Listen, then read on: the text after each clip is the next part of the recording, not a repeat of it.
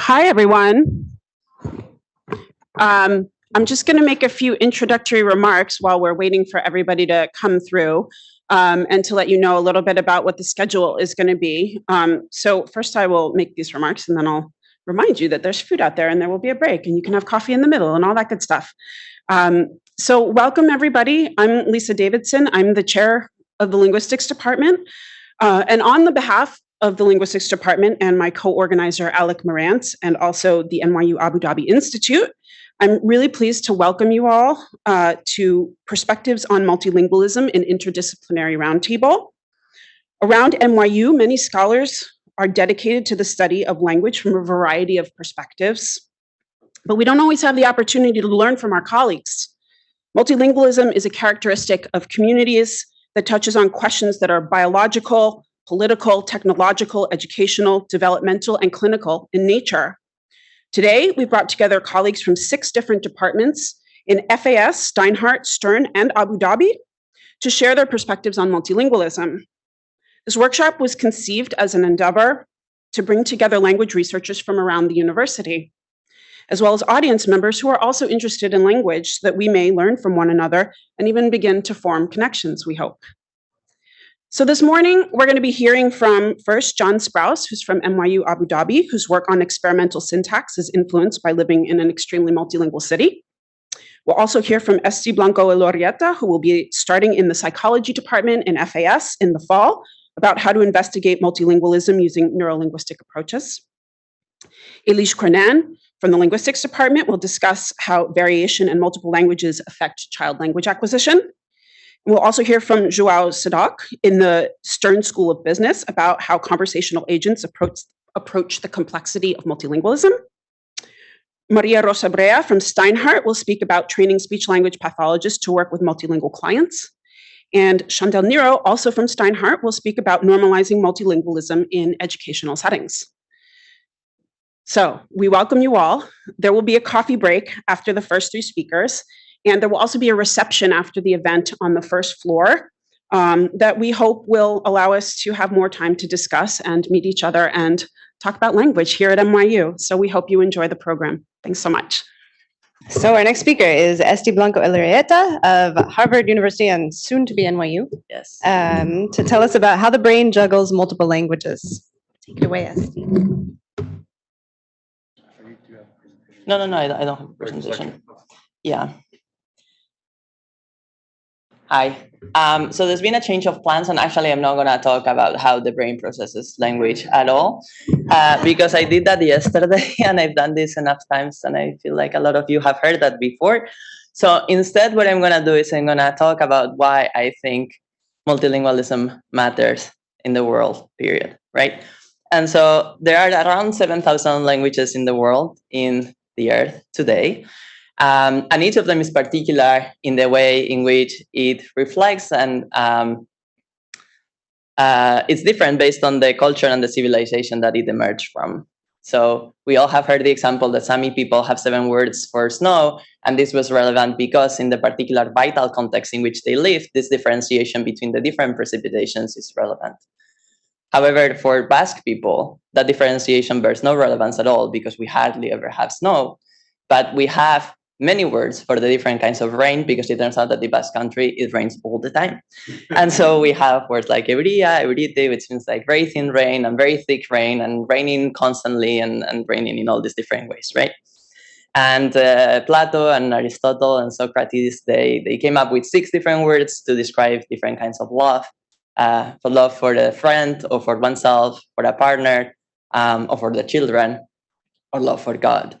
So in other words, every time that we produce sounds, we articulate words, we weave sentences, we are showing strokes of the culture where those words emerge from, showing a part of our identity in the process, and offering a window into a particular way of understanding the world. So to a big extent, one could even say, or I think, that linguistic diversity is just a reflection of human diversity. However, for the first time in history, the amount of languages that are spoken in the world is decreasing every day. And every fortnight, it is the UNESCO says that every fortnight one of these languages dies, and it is estimated that half of the around 7,000 languages that are spoken today will not exist by the end of the century. And this makes one wonder, why are these languages disappearing? And what would lead someone to renounce the language in which they pronounce their first words, or they learn to understand the universe, or they express their first love? And the answer is surprisingly universal. In China, or in Bogota, in the Navajo Nation, or in New York City, the reason why people give up their mother tongue is usually, or almost always, because a more prestigious language enters the scene, and parents prefer that their children speak only that or their more prestigious language than they would speak their language that they spoke, right? And there's two different reasons. And sometimes there is a very big push in society for monolingualism, like in the US. This idea of the melting pot, which essentially means you leave behind whatever you were and you melt into the hegemonic culture, which is English. But there's another reason also. And the other reason is that oftentimes people prefer that their kids will only speak their dominant language, or the dominant language of society, than that the kids will be multilingual. And so it might seem crazy for a lot of us. Why would somebody don't want their kids to be multilingual? It seems like it has so many advantages, so on and so forth. But it turns out that these parents that make this choice are not being foolish or not stupid. There are objective reasons why they make this choice. And they choose to teach their children a language that is not their own and let their own language die. And the first reason is, as I said, in some places like in the US, they promote multilingualism to the point where very high-level universities that I wish not name, students can attend courses that teach them how to erase their accents, because they are explicitly labeled as a handicap for business and for the future. The courses are labeled as make your way forward, erase your accent, leave your handicap behind. The second reason is that until very, very recently, most of the scientific and educational community believed that being a bilingual person or a multilingual person was associated with severe cognitive impairments. And you might say, well, that's wild, severe cognitive impairments, right? But take, for instance, this example of Florence Goodenough, who was one of the most prominent educational psychologists of the first half of the 20th century, who said, and this is verbatim her words, "There is now evidence that the use of a foreign language in the home is one of the chief factors in producing mental retardation in children, as measured by intelligence tests, regardless of the metric used to measure the intelligence." Now, these are obviously extraordinarily heavy words, but coming from an authority or a number of authority figures and repeated over and over and over again, they penetrated the collective imaginary of many societies, including those societies that are built by people from a myriad of backgrounds. And in fact, it is extremely common, even nowadays, to hear the softer version of the sentence. So no one says anymore, being bilingual comes with mental retardation, but probably a lot of you, some of you, have heard a softer version of that, which is, it's better if you only speak to the children in English, because otherwise they're gonna get confused. And I have heard this particularly here. I've even heard it at educational institutions, not just the courses that I said that advertise at universities, but the primary schools, and particularly primary schools of immigrant areas. And so I was a bilingual person and I didn't feel particularly confused.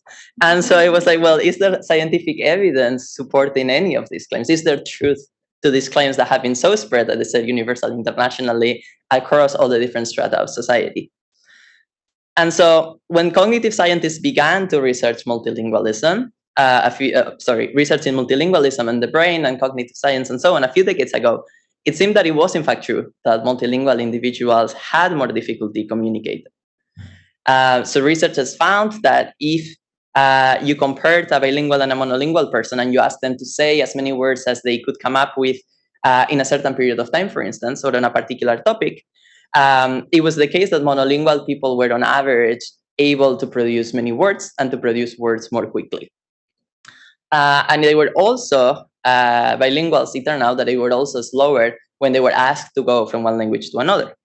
And so these results replicated in a number of different labs. They replicated across a number of different countries. And this led the scientific community to conclude that, in fact, being multilingual was a costly experience that required constant cognitive effort. And so children were better off staying away from this experience. However, upon closer scrutiny in recent years, it has been found that under the right experimental conditions, bilingual individuals do not actually qualitatively differ from monolinguals. So for instance, even though for a long time it was believed that bilingual people had smaller vocabularies, it turns out that this was the case because they were only being tested in one of these languages. And a lot of the times they were being tested in the non-dominant language. But so it turned out that when you allowed bilinguals to say words in all of the languages that they know, not only did they know as many words as the monolinguals, but on average, they knew more words than the monolingual individuals did. We also know that this was only a consequence of the fact that children literally have a certain amount of hours in which they receive amount of input, right? Let's say they had 100 hours. If you split this into languages, they factually only had 50 hours of exposure in each of the languages. So of course, it's going to take them a little bit longer to get to the same vocabulary in each of the languages, but this is just like the physical time that it takes for a child to learn. It has nothing to do with the fact that they are qualitatively bilingual or multilingual. And in fact, adult bilingual individuals have been found to be better at learning novel words than their monolingual counterparts. So not only did the multilingual disadvantage disappear under the correct experimental conditions, but scientists also began to find that when bilingual individuals were tested in tasks that had to do with general cognitive control and cognitive abilities, it seemed that they were better and more efficient than their monolingual counterparts. So then the question turned, and then the question was like, well, could it be that being multilingual or bilingual actually leads to cognitive advantages?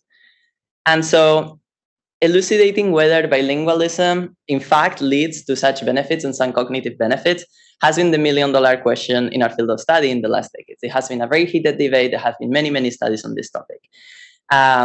Almost as though finding such a cognitive advantage would finally provide a strong enough argument to justify the existence of bilingualism in society and the promotion of bilingual education.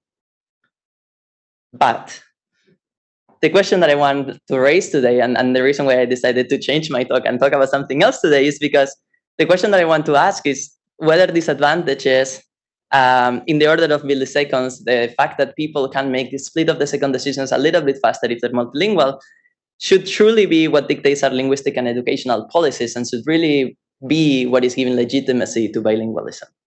Because after studying the neurobiology of language for 11 years in 3 different countries, I'm more than fine. In 3 different countries, the only clear conclusion that I have reached is that the real advantage of being bilingual does not lay in the milliseconds of temporal advantage bilinguals have when they are posed with cognitive decisions, or in the relative easiness they show in switching from one task to another, but rather in the capacity that they have to understand and communicate with 2 societies and 2 different ways of seeing the world. In being able to express different shades and use multiple color palettes to paint with exactitude the meaning they are searching for, showing along the way who they are and where they come from. And I believe that given the opportunity to keep the door to another culture open, we should do our best to make sure that it never closes. Whether we achieve this through the focus of our work, through outreach work that we can do, or through the credibility that our voices have because of our degrees and our positions. Thank you. Our final speaker in this half of the morning is Elish Cornan from NYU Linguistics to tell us about how children learn and create language variation. Thank you, Laurel. All right, so I primarily study first language acquisition, and the major question is, how do little human infants and children learn their first languages? And a big part of that is, what is the role of biology? So what we're born with, our brain, mind capacities, and then what is the role of the environment? So what we experience, in particular socially, who's talking, who's saying what around us. And in the context of talking about multilingualism, I want to make 2 points. One is when it comes to first language acquisition, multi is the baseline and the norm for all learners, even John, right? So even so-called monolinguals, which I'm going to say don't really exist. And then child learners are little generalizers. So they have to learn from a finite amount of input, which could be even less in a bilingual situation, if we're just talking about how much time there is in your day to hear and be exposed to language. They have to create productive linguistic systems that we all have. I'm a bit short. Okay. And so I want to make the point, if I have some time, and I got this extra minute, that the way languages vary and change over time, and perhaps why we have so much language variation within language and across languages, is in large part because of the learning process and children being little creative generalizers. So our capacity for language, our biological basis for language, is flexible and amodal. Infants can and will learn from any language input they are exposed to, regardless of the labels that we as adults or linguists put on those. So regardless if it's English or Spanish, they don't know, they don't care. They're just learning from their input, right? And also regardless of mode. So the language can be spoken or gestural. As long as they can perceptually access that input, they will learn that language. And they will also learn multiple languages at once, multiple dialects and multiple sociolects. As long as they're socially supported in the environment, children will learn those. So we are born receptive and flexible to learn any languages. We are at baseline multilingual creatures. We have that potential to learn whatever we're exposed to, including multiple languages, aspects of language at once. So why did I use the term variation? So in the language input for everybody, we see different kinds of variation. So there's cross-linguistic variation, which is the focus of most of the discussion today. This is the difference between Spanish and Mandarin and Swahili, say, and is the most extreme kind of variation that we'll see. But there's also within language grammatically conditioned variation, and also within language sociolinguistic variation. We can think of all of these as variable ways that humans can say the same things. So our multilingual baseline includes the ability to learn all three kinds of variation. And even in a monolingual context, you are doing 2 and 3 necessarily. So examples of cross-linguistic variation, I'll go through quickly. We have different words for the same concepts. So for example, siku in Inuktitut, ice in English, and glace in French. And then also in this example with the big dog, so this is how you'd say the big dog in Spanish, el perro grande, or the big dog in German, der große Hund. And notice that the words are different, but so is the word order. So the word order in Spanish is the dog big, whereas in German, it's the big dog. So there's, when you do look at cross-linguistic variation, there's variation in all levels of the language, all levels of grammar. Some examples of variation within languages are, for example, how we express past tense or plurality in English. So for example, typically the kind of usual way we would express past tense on a verb is to do that ud or t. So cook, cooked, right? Or dive, dived. But we can also express past tense by other grammatical means. So it's variable within the language how one expresses past tense depending on the verb. So write, you get a change in the vowel quality. So write versus wrote. And dive is one of those verbs that you can do either for that verb, depending on who you are. And some people do both. Same is true for plurals. So cat, cats, dog, dogs. That's adding a morpheme at the end. But you can also change the vowel quality. So you can have one goose and many geese. We also have different ways to express possession in English. For example, you can say the wheel of the car, or you can say the car's wheel. These are two different grammatical means of expressing the same semantics, the same, I'm so short and this keeps moving down, the same meaning. However, there's some constraints within the grammar or which possessors we're talking about, of which of those constructions we might prefer. So if we're talking about an animate possessor, like a monkey, you might prefer to say the monkey's balloon rather than the balloon of the monkey, which makes sense, but it sounds a little awkward, I think, to me as a native speaker. But we might vary. And if it's an inanimate object like a house, we actually prefer to say the front of the house as opposed to the house's front. We also prefer that because house ends in s and houses. And then there's examples of sociolinguistic variation. So within every language, people vary in how they say the same things based on regional differences, gender differences, class differences, or other aspects of our demographics or identity. An example is how English speakers might pronounce that ing as we would write ing at the end of a verb. So you may say runnin' with an n or running with a ng.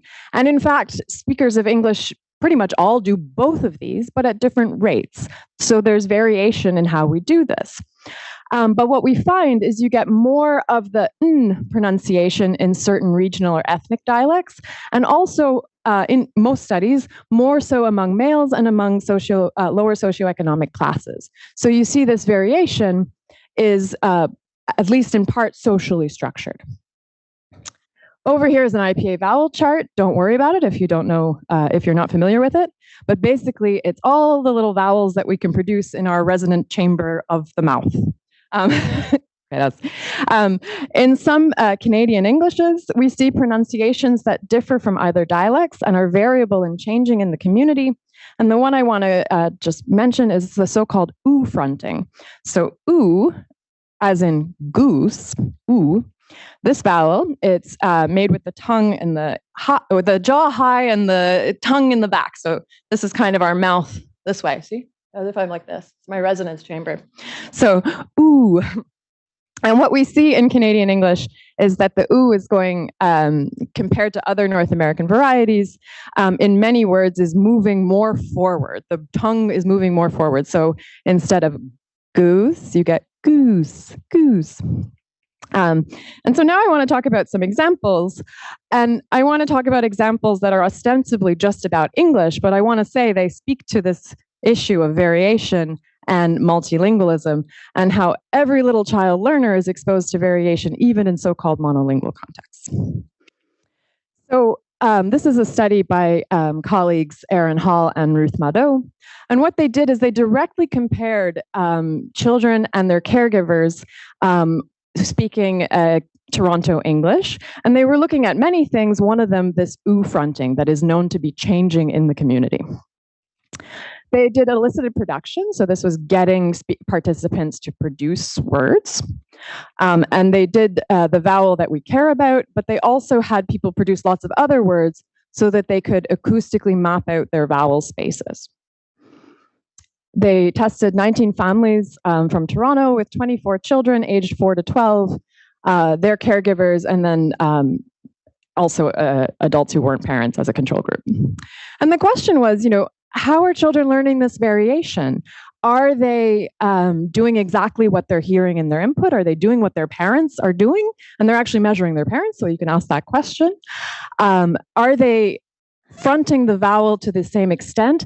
And are they doing it in the same phonetic environment? So are they doing it in the same words and with the same kinds of consonants around that vowel? Or are they doing something different? They're doing something different. Okay, so the kind of prompt was just showing them pictures and something like this is a cat, this is a goose, etc. And so here's what they are doing. So in certain words, so how to look at this map is basically, it's exactly that vowel space. And they've mapped out the words that contain the vowels. So it's exactly the same orientation as the vowel space I showed you. But we care about these back vowels and whether they're fronting or not. The lightest color is the youngest children, the 4 to 6 year olds. The middle color is the 7 to 9 year olds. And then to the darkest is the adults. And what we see in certain phonetic environments like tooth, everybody's fronting to the same extent. In other phonetic environments, everybody's the same except the littlest kids are fronting. So in words like pool, adults are saying pool, but littlest kids are going pool. Okay, I'm trying to do it. I don't know. It's fronter. They're measuring this acoustically, right? And then crucially, when it's when the pronunciation of the oo is less constrained by the consonants around it, there's this kind of change by age where the littlest kids are the frontest. They're doing something different. These are words like boot and goose and moon. and they're going moon, moon. So the youngest kids are actually overdoing this fronting, doing it on more verbs and doing it more so. There's that goose again. In another study, also by Aaron Hall and with Ana Perez-Leroux, they looked at those possession constructions I talked about. So the car's wheel versus the wheel of the car. The methodology was very, very similar, except that they had many different possessors, varying the things that we know grammatically matter. They did the same kind of methods all across the board. And the question was, here with this morphosyntactic thing, like these syntactic instructions, are we going to see kids doing that same kind of overgeneralization, but in a different domain of language? And the answer is, again, yes. So the methodology was something like this. You would see a little monkey and a little pig, and they both have balloons. And the prompt would be something like, which balloon flew away? And you could say, in response, the production would be the monkey's red balloon, or you could say the red balloon of the monkey, which sounds weird to me. I wouldn't say that one, I think, personally. And what we see is that children's responses show sensitivity to all of the grammatical constraints. So they care about animacy, they care about whether the possessor noun ends in a sound. They seem to notice this and they pattern like adults in that sense. However, those constraints aren't hard and fast. As we saw with certain kinds of possessor-possessee relations, there's variation. And what we see is in those contexts of variation, children, especially the youngest children, are using more of the S compared to adults. This plot just shows the children's responses. It's plotting the proportion of the S response over the of response from the youngest to the oldest kids, 4 years old on the left and 12 years old on the right. And what we see is that the youngest children are overgeneralizing the S the most. It subsides a little, and this is closest to the adult rate in the middle age kids, the 8-year-olds. It's still above the adult rate. And then when they're teenagers, they seem to kind of, or when they're preteens, they keep doing it, and they're doing more of the proportion of the S relation than their caregivers, than the generation above, their parental generation. So child learners normally acquire multiple languages or dialects and subvariations within. Even so-called monolinguals are not truly monolingual in the sense that there's always variation. There's always different ways of saying the same thing, even within what we would call, Spanish or English, even within a dialect like Toronto English, like I was just showing you, which is even more narrowly defined. This is because no language is static nor invariant. Multilingualism is a continuum, and I would argue there is no true mono end. There's just amounts of variation. There's no clearly defined thing that is English or Spanish. That's a kind of a corollary of this. While extremely useful terms and important, and we use them all the time, they're not scientific ones. So what gets subsumed under a language label, such as English, changes slowly but significantly over time. Every generation is a little different, and everyone's lamenting that all the time, right? We have like Roman thinkers being like, kids these days, they're ruining Latin. And it always and has always contained variation in its properties by grammatical and social factors. I still have a little bit of time, right? Perfect. So why are there so many languages? I don't actually have a good answer for this, but I want to, there's lots of answers. Why is there so much variation? And there's an interesting tension here where children are exceptionally good language learners. They are the best language learners of any group of anybody. Species, humans, they are the best. And all languages and all types of variation are evidently learned by children. Why don't we all just speak humanese? Why, when language arose in our species, did we not just faithfully replicate it and use it and have it be this kind of uniform code across our species to signify the way we think? Why do we have so much variation? Well, I think there's several factors, but I'm going to focus on children. So linguists give child learners a special role in creating and changing languages. To be an exceptionally good language learner, you can't just memorize what you hear or see. That's not an exceptionally good language learner. You need to work out the underlying systems of what you're hearing and seeing, the output from other speakers, in order to generalize, extend, and create the productivity that is a hallmark of every human language, every human speaker.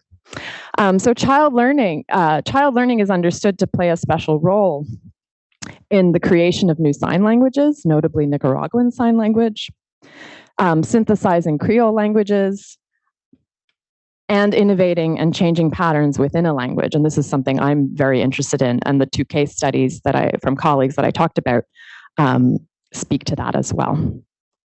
All languages change over time. For example, this is just a family tree of Mayan. The various family trees look very similar to this, where you go back in time and you have more and more, you have fewer branches. So what does this say? It says you go way back in time, and you have maybe one speech community. It's probably variable. We all agree to that. But as more and more people are born and people kind of diverge and move and kids keep learning the language, you start to get differentiation and variation. And over time, that'll accumulate so much that you get related languages, but that are no longer mutually intelligible. So I'm supposed to stop. So when it comes to first language acquisition, multi is the baseline and the norm for all learners, even so-called monolinguals. And child learners are little generalizers and very likely create languages anew, changing and extending them as they learn. Thanks so much for these talks. Sort of dabbling a little bit in this, one of the things that, always comes up is like, how do you ask people the questions about their multilingual status, and how do you assess sort of, even if you want to get at some of the individual variation, what you're asking is going to make a difference. So there was a paper a couple years ago, I think, that was something like people are notoriously bad at sort of assessing sort of how good they are in whatever the languages are, and when other tests are given. Maybe that's not the right way to ask the question, but I'm just sort of curious, if we think of it from an experimental perspective, like how do we even start to try to get at some of these questions about, or is this maybe not even the right question to ask? I don't mind. Hey, so I think that's a big problem, and there's no solution, because even if you take 2 siblings and that they've been, brought up in the same household, they probably have different friends. Like if I think of a truly bilingual community in the Basque Country, like how much their friends speak each of their languages would be dependent on how much their families speak each of their languages, and how much that, So, and even if you ask me, and if I were a participant in my own experiment, I wouldn't be able to answer, because they ask you like, oh, how much do you speak each of the languages? Well, it depends. If I'm here with you guys, English all the time. If I'm home, Basque all the time. If I'm on the street, maybe half and half. And if I'm in New York and with my Basque friends, the 3 of them, Spanish, Basque, and English, one after the other. And so I think it's a very hard thing to do. If I were to give a suggestion, I think there's a balance between asking for their self-reported proficiency, having a small test of their proficiency, which usually is, at least on average, some telling sign of how much they've spoken each of them, because the more they speak, the better they will be. And then usually what people do is ask about their distribution of time they speak in each of their languages in a number of different contexts. Now then, how do you use that? It really varies, because I've had results for certain experiments, and depending on which of these I use as a regressor in the model, it will spit out different results. So, you do with that what you can. Let me add something, which is in development, we do these same kind of questionnaires, but something you see very often in development is so-called like passive bilinguals. So they understand a lot of Spanish, say, but they never use it or rarely use it. So those questionnaires get longer and longer and longer the more I see them, right? Because you want to ask all the things that and worry about all the things that Esti was saying, but also like productive versus receptive, and that can change over time, and that can change who they're talking to. Like sometimes kids will only speak their mother's language, say, with their mother, and not generalize to other people, and so it just gets really complicated. I'll say I'd probably do it wrong. But I do want to share a small anecdote. Edwin Williams once told me about a construction, which is negative inversion in English, with the claim, and this is meaningless because we don't even know what it means to be a native speaker, but that only native speakers will pass this test and to use it as a diagnostic. So the two sentences, I don't know that anybody's studied this in detail, so he's just making this claim, is not even 10 years ago, you could buy a house for less than $100,000. Number two, not even 10 years ago, could you buy a house for less than $100,000? And those are wildly different meanings. And the claim is that it's native speakers get that and non-native speakers don't. And I'm not asking anyone to test that, but it's just a funny anecdote from Edwin.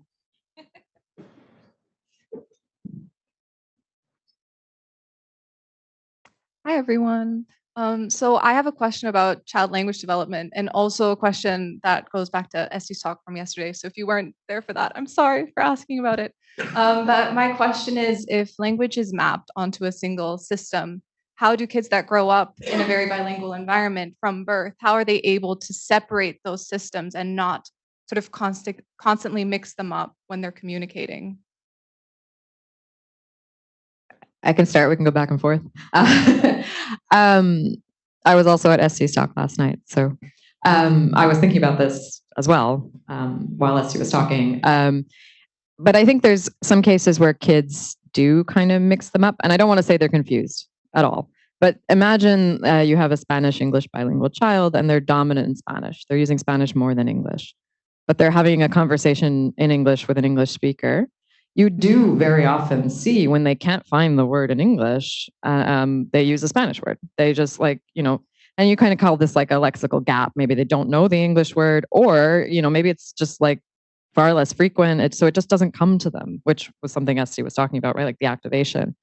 And I think as kids develop, they get better and better at, sticking in one language when they're speaking to a monolingual and who won't understand. So I think kids do, or at least certain phenomena that we see in bilingual children's productions I think are consistent with the kind of one bin activated differently, because you do see spillover.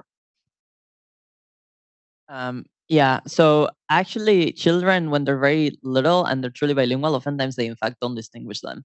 So in the Basque Country, it will happen very often that kids who have grown up bilingual, they speak language, and until somebody tells them like, wait, like, I don't know what you just said, do they realize that actually they had switched to some other language that the other person doesn't understand. But because they've grown up in a place where everybody understands everything, they don't have to make the distinction until their environment forces them to have to make that distinction. Now, in line with what she said, I think it's just the degrees of variation, because kids who learn different variations of English, maybe they learned when they grew up in Alabama and they speak whatever variation of English they speak in Alabama, and then they come to the Northeast and they realize that that's not an quote unquote acceptable version of English. And then they learn that actually they have to, this is a word that we only say in Alabama, and then they have to control and not say that word. And so in a similar vein, kids learn that when their environment tells them that that's not appropriate to do. And I would even argue that it has nothing to do with language, actually has to do with behavior. Kids are very free to do many things, and then adults tell them, no, this is not right, this is not right, this is not right. And then they start constraining their behavior in a multitude of ways. And I think the same is true for language. I hope people with, I'm going to pretend I have special knowledge here, which is, I don't have special knowledge. I have a lot of pointers to stuff in the literature. But please, people who do have special knowledge, when people are answering questions and you want to add something, because we have experts of all sorts of different areas here. But on this issue about like, when do kids are overtly aware this is one language versus other, I just read a paper on this. So there's recent research on this, and it is earlier than you imagine, but it varies depending on when they grow up, when they can say, oh yeah, I speak Chinese to my mom and English to my dad. But there's also a lot of work on the fact that kids are really good statistical learners, and they start separating languages on the basis of things like the phonotactics of the words very early. So so it's partially the cohesion of the sounds of the language is one thing that separates the language, and then they do, as to speak to Ailish's point, the sociolinguistic aspect of this, the fact that you speak something to one to the father as opposed to the mother, or to one environment versus other. It's also something that they don't do immediately, but they do it really quickly. So there are all sorts of correlational clues and statistic things that hang together. That means they do separate the languages early and pretty accurately. Yeah, I also have one addition to that I think it also depends on how similar phonotactically the languages are. Like Catalan friends that I have, they realize now when talking to me that something is Catalan. And it's not that obviously they know what's Catalan, what's Spanish, but unless they're faced with that kind of thing, they don't necessarily realize because they sound so similar phonotactically, they're similar. Now, if you speak Chinese to your mom and Arabic to your dad, I imagine you would make that distinction much earlier because all of the ways in which the two languages differ. Two things. I think. Thanks for that. One is a comment, was a question. In the Toronto study, so were you looking at this sort of diachronically or synchronic in the sense that the youngest ones were fronting more? Are you tracking those same young ones over time to see if when they become teenagers they're still tracking? That's one. So is that making a permanent shift in the language, or is it subsequent generations of one or the other? So that was just like sampling and kind of apparent time. So they did not track those kids. It was just kids sampled at different ages. So you can kind of you can see what a typical 4-year-olds are doing, what typical 8-year-olds, 12-year-olds. So they're not doing a longitudinal study of those. It was cross-sectional. However, there are some studies that have looked at the same individuals. And there's mixed results. So sometimes you see things kids are doing and they go away by the time they're teenagers. Or sometimes you see actually kids behaving just like their parents at 4. So not what we saw for those little Toronto kids. But then by the time they're teenagers, they're not like their parents. So something's happening later, and that's real-time data tracking the same kids. I'm talking about work by like Jen Smith and Sophie Holmes Elliott on Scottish, Bucky Scottish variety of English. And there's just a follow-up to this, the comment about kids sort of mixing languages, and there's a whole shift in education now on translanguaging and translingualism as the object of inquiry, so that the English word in the Spanish syntax is not seen as confusion, but as structure in itself, so that we should be studying the very act of code meshing or code switching as the goal. And so maybe that's just a comment in terms of what you guys think about that. So rather than framing this mix as confusion, framing it as language practices and studying that in and of itself. And when do those switches happen? Because if you listen to the New York subway and the grandparents speaking in Cantonese and the grandchild replying in English, and they're having a perfectly fine conversation, or even mixing in between, like that in itself, what you thought about studying that in itself? Yeah, people mix all the time. Bilinguals mix all the time, and kind of going along with those awful things that people said about bilingual kids being, I don't even want to say the word, code mixing and like using multiple languages at once was seen as a sign of confusion in kids, but a sign of sophisticated, pragmatic navigation in adults. And like the more you look at code mixing in children, the more you see that it's following the same sophisticated, pragmatic, conversational patterns as adults' speech. So even 3 and 4-year-olds are navigating language choice depending on interlocutor. They are code mixing in ways that are kind of working with the syntax of each language. It's absolutely not a sign of confusion. You can kind of reframe it as a sign of conversational sophistication in a multilingual context.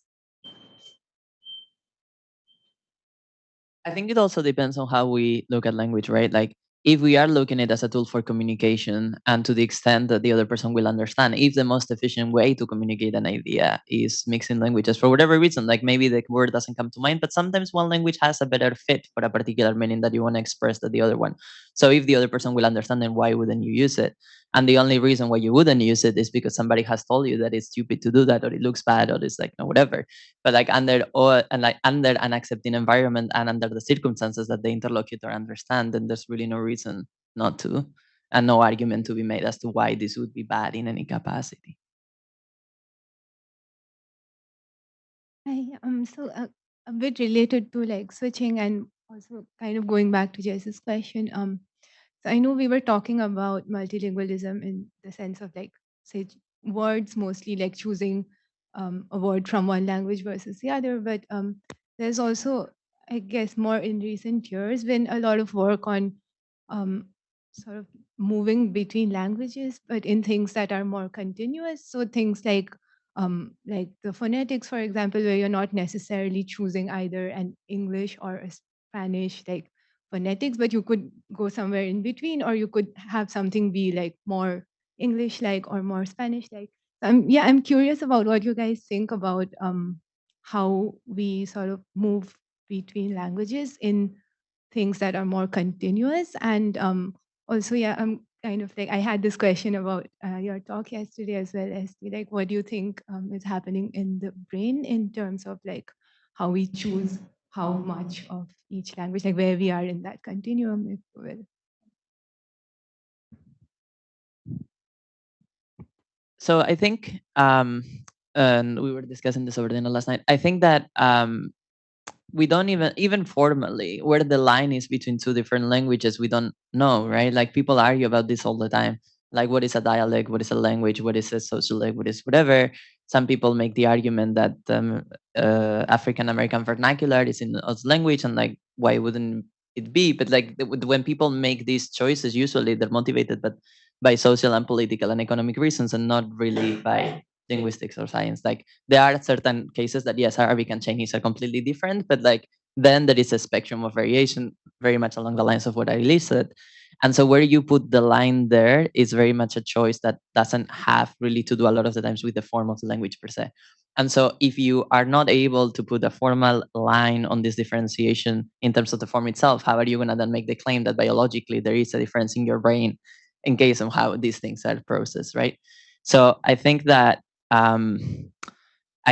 it's all a continuum, like many other things in life, not just language. And I think that this continuum, I think we need to approach it as a quantitative issue most of the times, not a qualitative one. So again, like it's not about being bilingual or not, or multilingual. It's about how much linguistic variation do you have in whatever dimensions, be it phonological, be it syntactic, be it lexical, like whatever it is.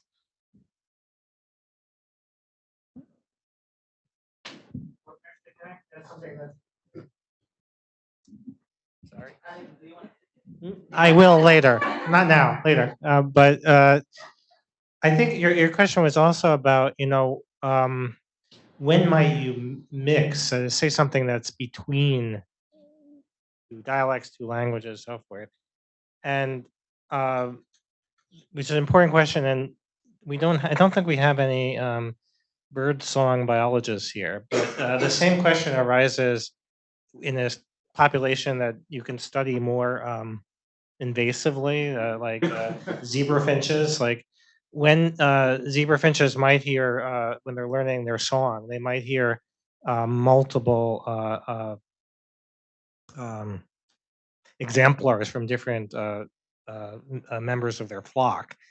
And the same question is asked there. Do they say something? Do they sing something that's in between, or do they sing one or the other? And what are the contexts that would cause one or the other? And the answer is not in yet. It looks like sometimes they do sing something in between. Sometimes they go for one or the other.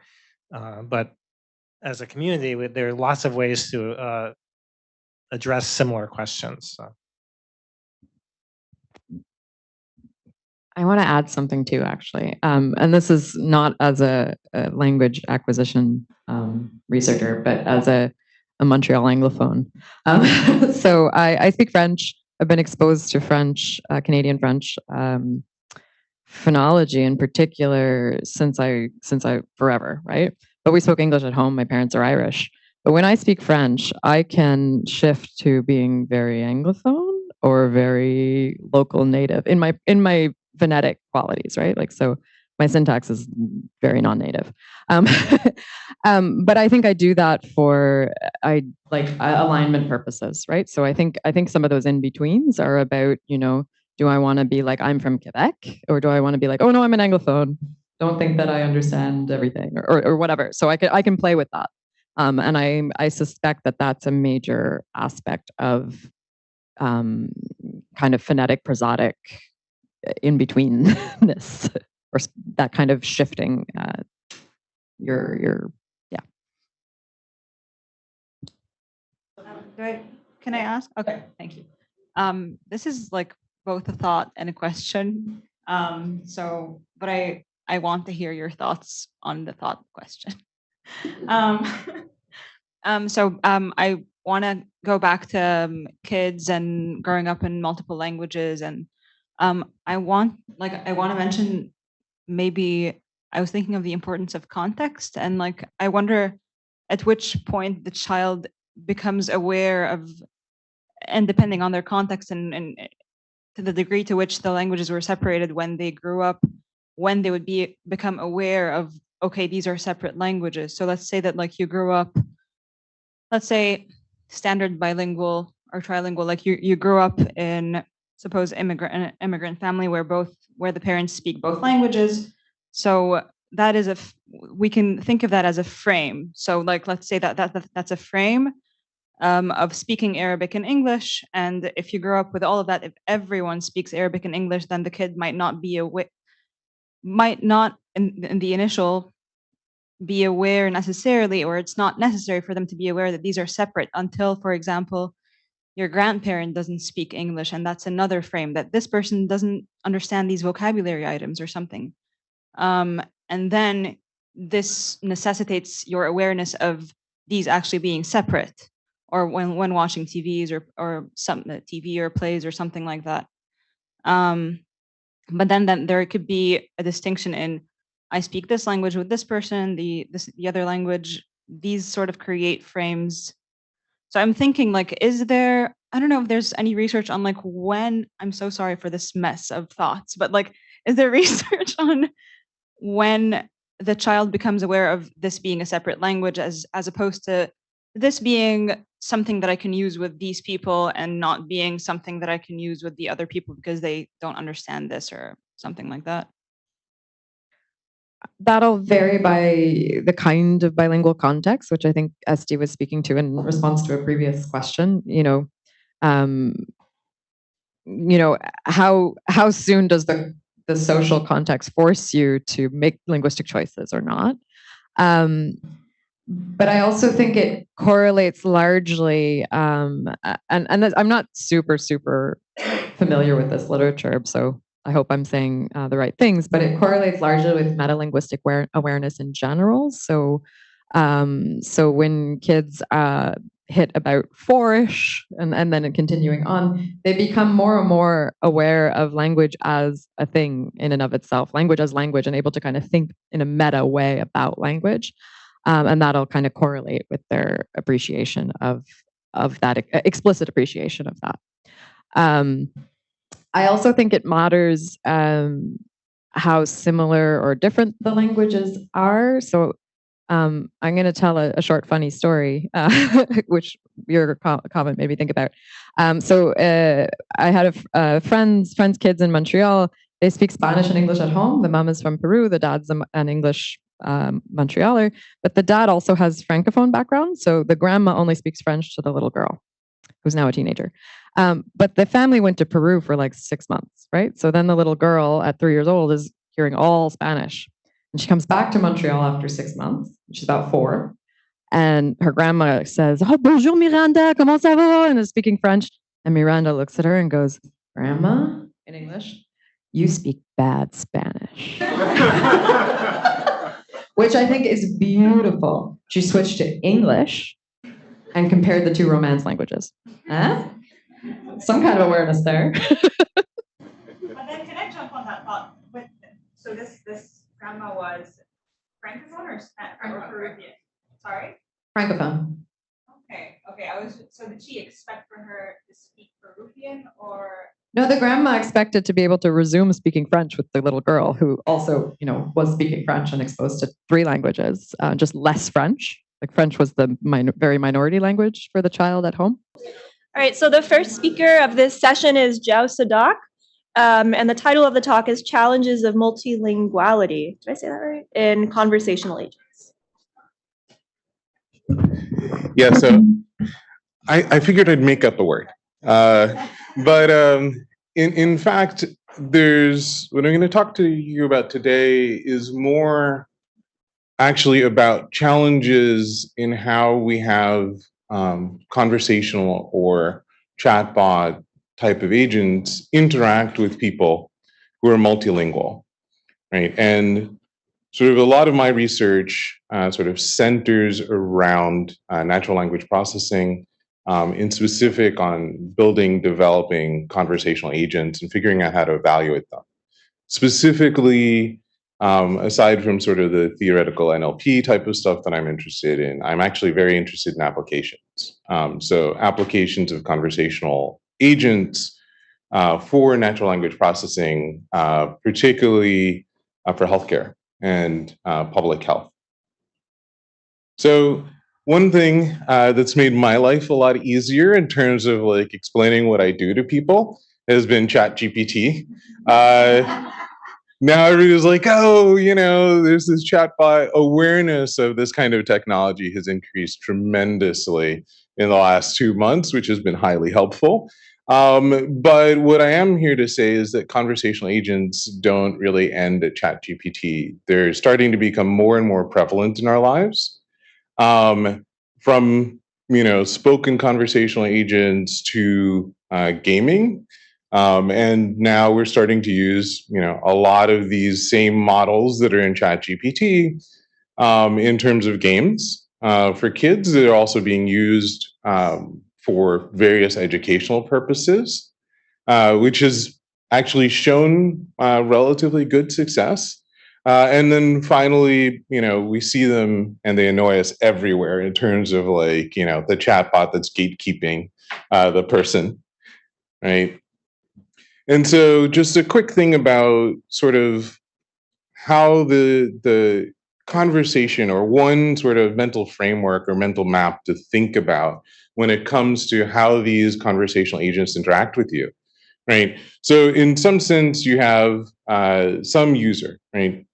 They could be a multilingual user, they could be a monolingual user. Right?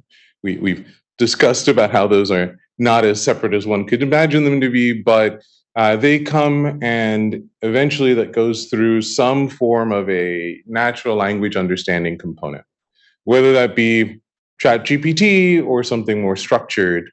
And then the dialogue itself is managed.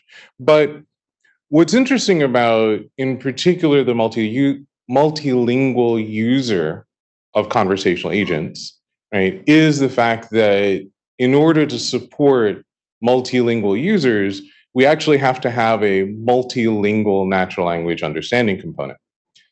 Currently, we have multilingual models.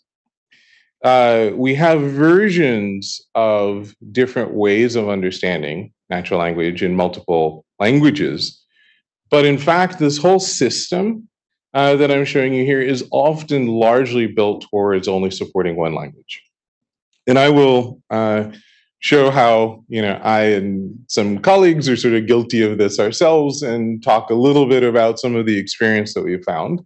So then there's, generally speaking, some form of dialogue management and some form of being able to retrieve information and then response to the person, right? Again, here, usually the type of response that we give or the conversational agent gives to the person, right, is very, at the moment, sort of hard-coded where, if I chat GPT in Dutch, it largely responds in Dutch back to me, right?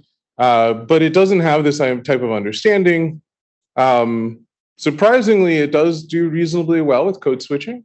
So I tend to code switch myself, and it does seem to be able to capture this most of the time. So let me talk about a little bit of our challenges. So this is the training data that's part of GPT-3.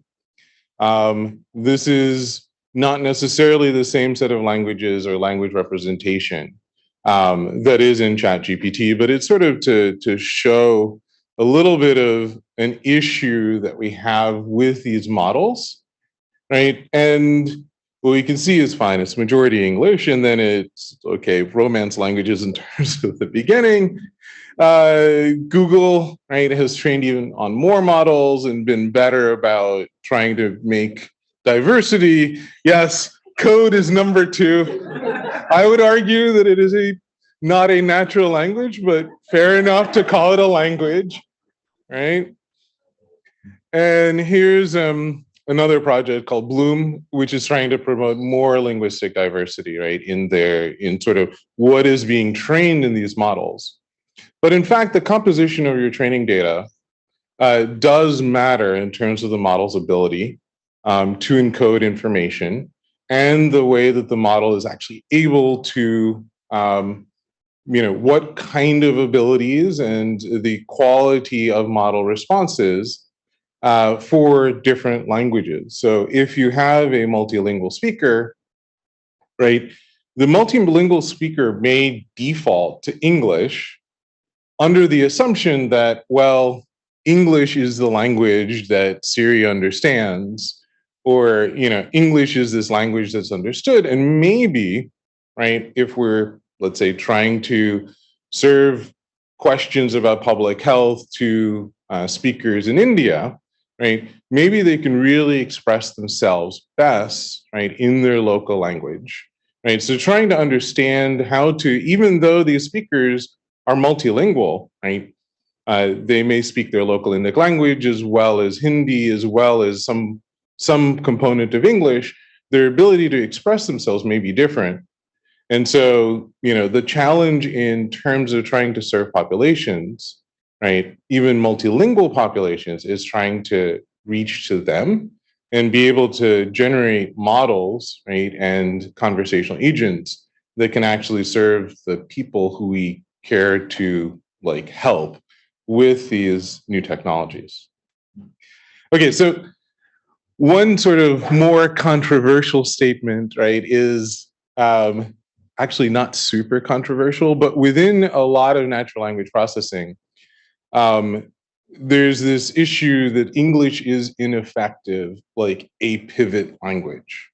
So what that means is if there's a multilingual speaker, and the multilingual speaker happens to be Chinese and Spanish speaking, right? A lot of the systems will actually use English as a pivot language because there's not a huge amount of bilingual text in each of those 2 languages, and so we'll pivot through English, right? And this pivoting effect, there's some funny videos that show how you can use Google Translate to pivot through and then eventually create some garbage. But pivoting actually, it matters, and it's an interesting question, right, for conversational agents, right, particularly when serving multilingual communities or multilingual speakers. And so, but there's something slightly deeper, which I think is another more interesting question, which is, by having a pivot language, does that mean that we have a pivot culture? And this is to say that if I have a agent that I'm training, right, when we're using English as sort of the base training model, does that mean that the cultural values, right, that are present in the English training data will actually affect the representation and output that the models are creating, right? And this sort of has a much larger effect And people are starting to study this, but I think it's an interesting point to make, and an interesting question for, not only people who are interested in natural language processing, but also social linguistics. I think that there's a lot of very sort of fine-grained and nuanced thought that needs to be given to this, right? And that we have interesting evidence already that this is actually happening, that we can see that, a lot of, thank you, that there is sort of a shift as you go from, let's say an expression or a question in Hebrew or Spanish, and you translate that into English, that actually results in a different type of answer. So now a little bit about sort of my own experience. So I am very proud and happy to have been part and still be part of a group of people, some researchers at Johns Hopkins who are public health officials, as specialists, as well as some collaborators at IBM, have built together a conversational agent. That conversational agent is here to answer questions about COVID vaccines. And so we started and we created this agent. We started with English, and we created, it's not a chat GPT, but it's actually, because it's geared towards public health, it's very much like a recall-based system where we have prepackaged messaging. Then the next thing that we did was we said, okay, there are a lot of people who speak Spanish.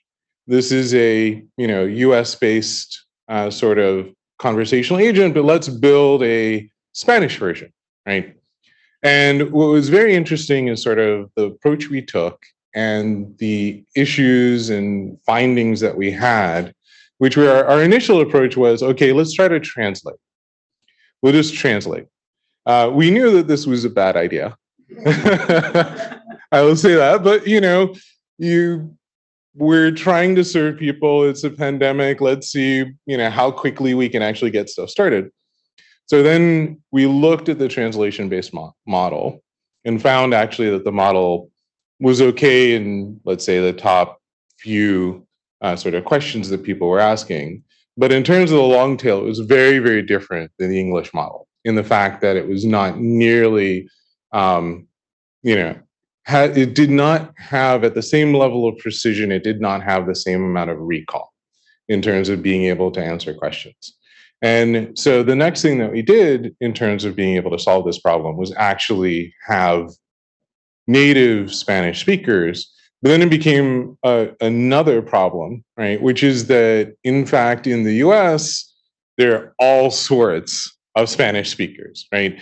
And trying to figure out, like, okay, how do we do this was actually quite a big problem. And so what we tried to do is actually to see if we could train a model that would be able to actually take many people from different backgrounds, and we had them each paraphrase the same set of concerns and express them in their own ways, and then built a model towards that, which sort of was able to get at as many people as we could. Unfortunately, the response is still sort of the same type of responses for everyone, which means that per community, it was actually still hard to figure out how to respond, create responses that were adequate. At least we knew all these responses that come from the conversational agent are like vetted by public health officials and doctors. Just a disclaimer.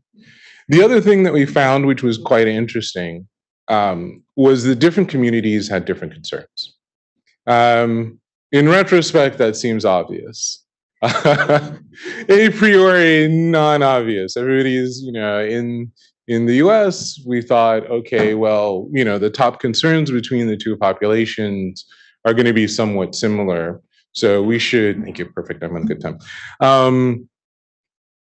Not necessarily worry about where the model is tuned. And in fact, we found that was not the case. The other finding, which I thought was actually the most interesting for this topic, was the fact that the Spanish speakers, so here, if you remember, we had two options, right? Option one was to speak in English. Option two is to speak in Spanish. What was really funny is that the conversational agent that was built in Spanish had a ton of questions that were both in Spanish and English as they were conversing. And so by default, what we ended up doing is actually training a multilingual model that took care of both the Spanish and the English questions. So that was, a finding that, again, to this community, maybe relatively easy to assume, but what I found out was actually that within the engineers and the designers of these conversational agents that are going to be more and more present, people aren't necessarily thinking about these questions. And so I personally think that a lot of these type of problems, specifically thinking about my interactions with the group of engineers who were working on this, that a lot of the components that were really important were actually having representation of people who actually understood, okay, how is this community going to interact? We ended up interacting with a group called Nacho that's at Johns Hopkins, who were specifically helping the Latino community, and they were incredibly helpful, right? And then inclusion in terms of models, right? What kind of languages are we including? And then, finally, I think that these conversational agents and natural language processing technology in general has a great potential to increase equity. Similarly, it has a great potential to increase inequity. And it's really important that, both as researchers, as users, as well as colleagues, that we think about these problems. Great, thank you. So the next speaker is Maria Rosa Brea, and the title of the talk is Training Linguistically Sustaining Speech-Language Pathologists, Interrogating Ideologies of Good Languaging. Buenos días, everyone. Oh, do you have my talk in Espanol? No, I'm not. It's a thrill to be here, and also I'm a nervous wreck. This is a huge opportunity for someone with my life story. And so I want us we've been talking a lot about multilingualism. I want to bring you into a bit of a different world. It's still going to center this idea of multilingualism. And I loved that the first group already gave sort of the preamble to some of what I'm going to be talking about, which is not a how-to. I know that it says training, okay? It is also not a toolkit. I don't believe in that, okay? So come with me into a vision, but also with a critical mindset, okay? And so who am I? I'm a clinical associate professor in the Department of Communicative Sciences and Disorders. I am a speech-language pathologist. The honesty about our profession embedded in its name, okay? So yes, we identify pathologies of communication, and as a result, we thank you for giving me the morphine. We're going to talk a little bit about who I am, where I come from, very briefly, and then get into this conundrum of difference versus disability, because we can't go anywhere in our field talking about bilingualism unless we center it into what we do. And I do get political, so just to let you know, not political as in the political landscape, but political in terms of these topics, okay? And then talking a little bit about what ideologies of good languaging are. How have I come to engage into this work? And I first want to give you that there are three words and also a part of a word on the corner there. These are my very open biases coming into this space. I have shifted into really thinking about not language or languages, but the act of languaging, to center Humberto Maturana, 1978 biologist who started talking about embodiment, okay? And I tell you why that is in a moment. The IZED suffix to signify that who we are not minorities, we are minoritized. There is a system that is always in place, placing certain expectations on every single one of us, which was alluded to. in the first group. And finally, this idea of disability, using the slash to center the social model, which already attends to the inequities in the system itself. Now, who am I and how do I come here? You have potentially your own ideas of who I am. I'm an immigrant, Dominican. I came to the United States at the age of 17. I carry with me that 17-year-old today into this room. I learned English here in the States. I did not have English in my repertoire until I came here. I bring the story of my father, who also moved here at the age of 44 and had to forfeit his profession for us.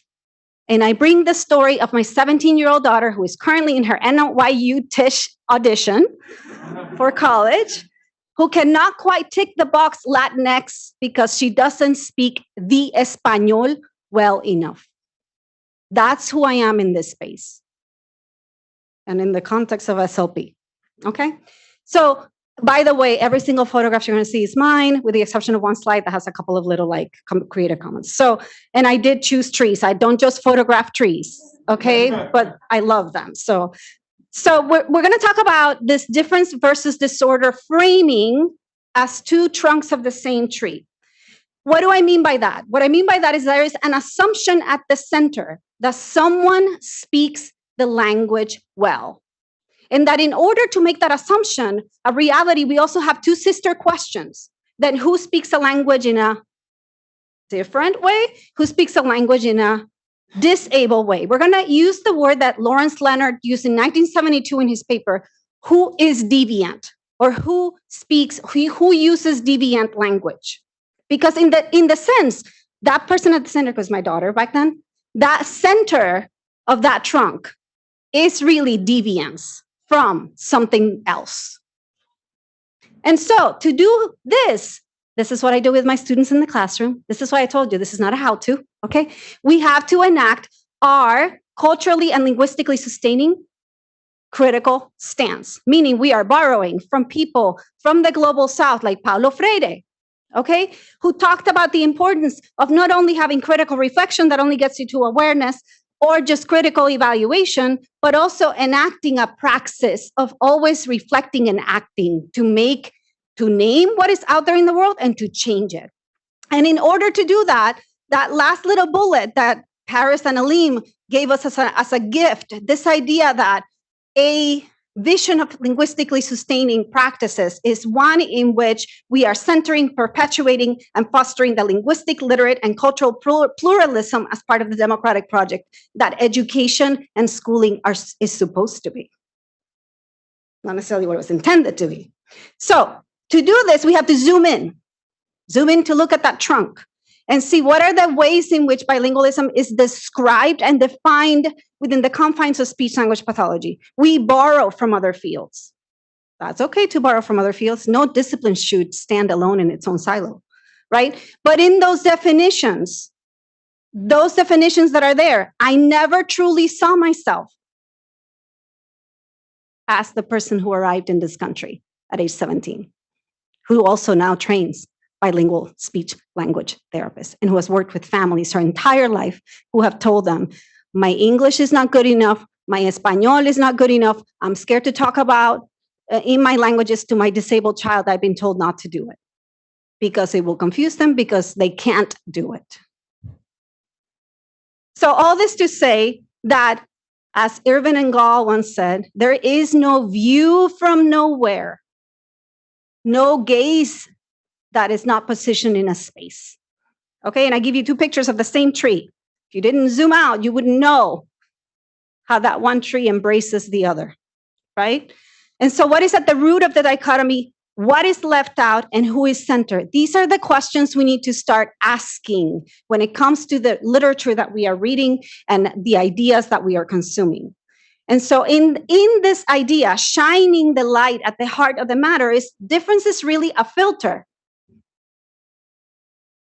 And the idea of a filter is also relying on ideas. I won't call these ideologies because they're not really ideologies, but they are ideas about language itself. That the first group did an amazing job at already presenting to you not only the actual ideas, but also the disruption of those ideas. language as an object, language as a nation state, and language as idealized. This is the slide that has the pictures that are not mine. Okay, no trees here. Well, actually, you have one picture. That's my daughter at the bottom. So objectification in SLP, we count, we sort, we rank. Okay, nothing wrong with that. We need to study it, right? We need to know what we're studying to be able to learn it even, right? That's how we also learn. We're statistical little people, right? From the start and even as adults. It can be named, right? Languages are named, as we talked about before, but the boundaries between those are not necessarily living within the geographies that birthed them. Okay? So these ideas that there is one Español. I love it when people come to me and say, Maria Rosa, can you please translate this form to Spanish? I'm like, okay, which Spanish do you want? The only Spanish that I use is Dominican Español. So, right? So thinking about that in the things that we do every day, it also implies that there's purity in how we speak. And look, I had a father who very clearly taught me that last view of language, the language as idealized. In the Dominican Republic, when I was 10 years old, he sat me down and he said, when you're speaking in Espanol, make sure you close all of your syllables and make sure your S's are pronounced, because you are a woman and people will be judging you as such if you don't. So the idea that power is also enacted, that we work ourselves into these scripts in our relationships through language, was like mind-blowing at that age. And so we wonder, then what is left out? Okay, and who is centered? And I might or might not have time to show you the little videos, but I'll try.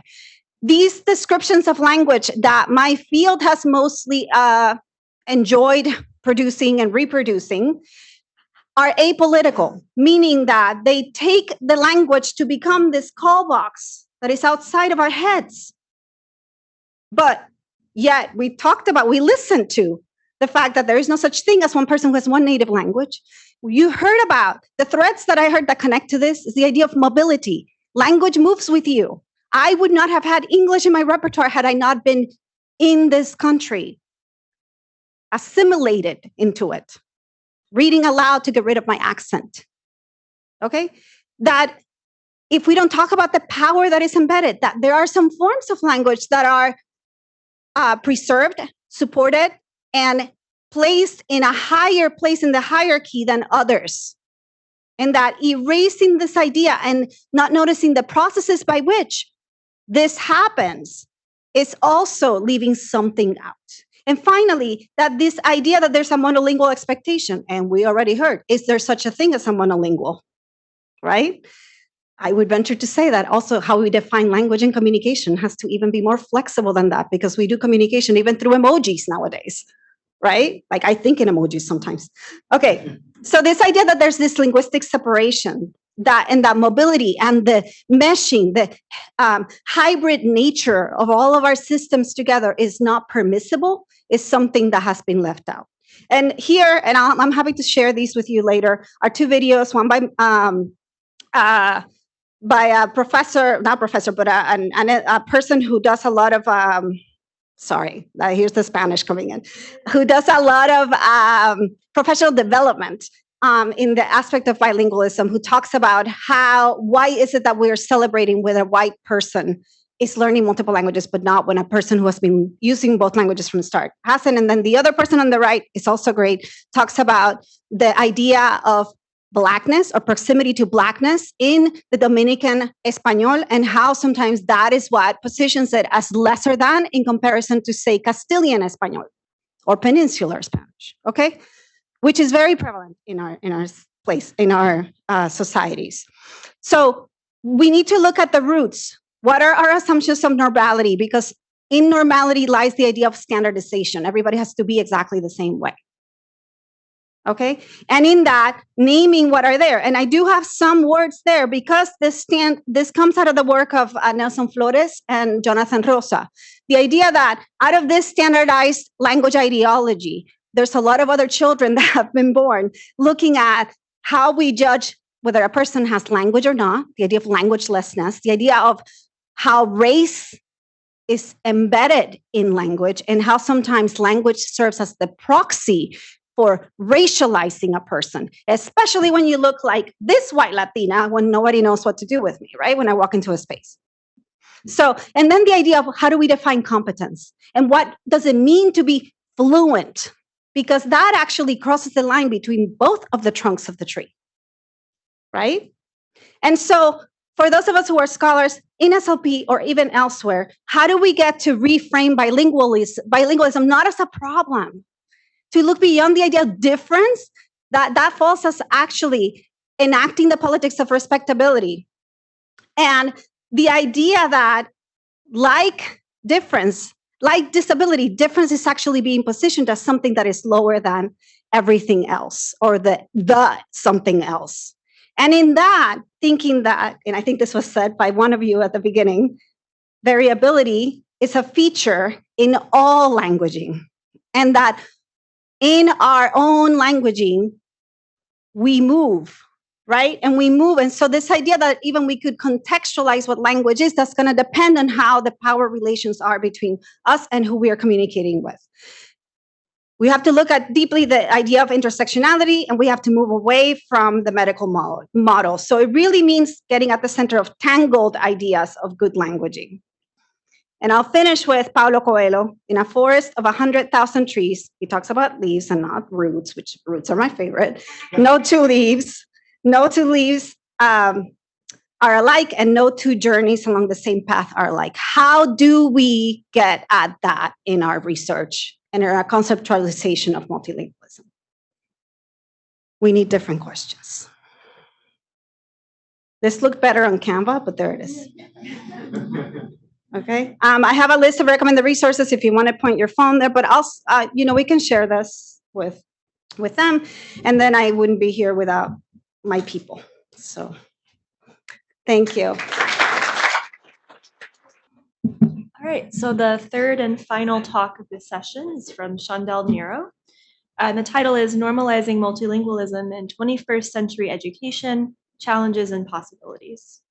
Thank you. Good morning. Well, I feel like I don't have anything new to add, really. So yes, I'm Chandel. I'm also in the Steinhardt School. I'm in the program of multilingual multicultural studies. So we are in teacher training. So my program trains teachers of English to speakers of other languages, TESOL, as well as teaching world languages, Spanish, Mandarin, French, and so on. And my own research, a lot of it has looked at speakers of Caribbean Creole Englishes and their acquisition of English in school, and they're providing a tension between who counts as a native speaker when you speak other varieties of English, just as a background.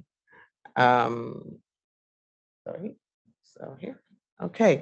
So at risk of being redundant, I want to say that multilingualism, as we've seen all day, is a fact of life in the world, has always been, as historically from the Tower of Babel. But yet humans have socially constructed monolingualism as the norm through things like colonization and the Enlightenment period, by this formation of nation states through this idea of a single unifying language. So I think, so we have this automatic tension where multilingual is a reality in practice, but we have constructed an ideology of monolingualism in school, and definitely that goes on, especially in the education system. Oops, sorry. I think I'm just going to use this. So the education system, I would argue, has been the chief enforcer of colonial ideology, of monolingualism and monolingualist thinking, and by extension, what Skubna-Kangas calls linguicism. That is to say, the privileging of languages over other, and even particular dialects of languages over the other. That through colonization, this is how English has become such a language spoken by so many places. This didn't happen by accident. And many European languages, colonization was often imposed around the world as the unifying language, and therefore the language of schooling. And the education system has been the chief enforcer of that. So, in my view, education is a contested linguistic space. That is to say that the normal bilingual practices of students, and New York City is a great example, is up against in schooling, in classrooms, this monolinguist ideologies and structures and practices that schools throughout the world present. So this is not only happens in English, this happens with immigrants in France, having to learn French, immigrants in Sweden, in South Asia, and everywhere. So the idea that once one enters the schooling space, a set of assumptions are there. And I would say that this goes back first to a number of things, but starting with a traditional westernized perception of migration based on, if you take the US, for example, you know, the stories of Ellis Island, and people came from Europe speaking supposedly Italian. Meanwhile, they were speaking many varieties of dialects in southern Italy. And so you move from country A, which supposedly speaks some language, and you move to country B, let's say the United States, and you're supposed to acquire English. And that traditional westernized understanding of migration, a very unidirectional from country A to country B, and then you assimilate, is also part of that ideology. But if we jump to the multilingual reality, I want to give New York City as an example. These are data from 2021 to show this tension between multilingual reality versus monolingual schooling. And we've changed the titles many times. Now there are English language learners. Now we call it the Division of Multilingual Learners. So the terminology has changed to center multilingualism. We'll see over 150 languages spoken there in New York City public schools. The top one being Spanish, and then Chinese, Arabic, Bengali, and so on. And I guarantee you that that number is probably still changing as we speak. And I show that is what a typical New York City classroom looks like. We are in the business of teacher education. And so our students are going out in New York City or other areas, the tri-state area, into classrooms like this. But look at the top 10 places of birth. What is striking there? United States of America, almost half of English, right? These multilingual learners are born right in this country. So the notion that America is English speaking, the United States is English speaking, when almost 50% of students sitting in our classrooms in New York City were born here speaking any one of those languages at home. Number two, the Dominican Republic. The Dominican Republic has the highest number of immigrants in New York City. I just came back from there because I do a study abroad there precisely for that demographic reason, because teachers are going to be encountering these students in their classrooms. So that is the reality of a New York City classroom. So we will see why that now becomes contested in New York City in terms of education, but really around the world where classrooms have one set of speakers and the education system structures have a different kind. So that being the case, how do we normalize multilingualism in schools if we are in fact agreeing that the world is multilingual? So we have some challenges. And the first goes back to this monolingualist ideology that I argue goes back to our Enlightenment period and our colonial ideologies and how we have been socialized to think. And that goes beyond the English speaking, that goes into all languages around the world. A set of assumptions that create challenges. The first assumption is that students speak, and we've heard that this morning, that there's one language per person. So she's a Spanish speaker, or she's a Hindi speaker, or she's a, whatever the language is, a Kishwa speaker. There's another assumption that there's one dominant language of instruction and only the standardized variety of that language, by the way. If students don't speak the dominant language, they must learn it for success in schooling. I guess it's more than an assumption. It's in reality very much the case. And success in school is premised on proficiency in the standardized variety of the dominant language. And this is throughout the world. Whatever place you are, success in formal schooling, as we understand it, premised on the standardized variety of the dominant language. And then we have these monolingual practices. That is, instruction is therefore typically in the standardized variety, unless bilingual program is provided, and often bilingual education is provided in 2 standardized forms of those languages as well. And that assessment, which is a key factor in education, is also in the standardized, right? The very phrase standardized assessment, which is a major component of formal education, is often in the standardized variety of whatever the language is. Another set of challenges, and Maria just alluded to that, are linguistic ideologies that are prevalent in schooling, assumptions that languages are tied to race and ethnicity. And I just said this to my students in the Dominican Republic. I said, do not assume someone's language based on how they look phenotypically. You could be dead wrong, especially in New York City, right? Do not assume someone's language based on their last name. So these are assumptions that so many educators bring into the classroom.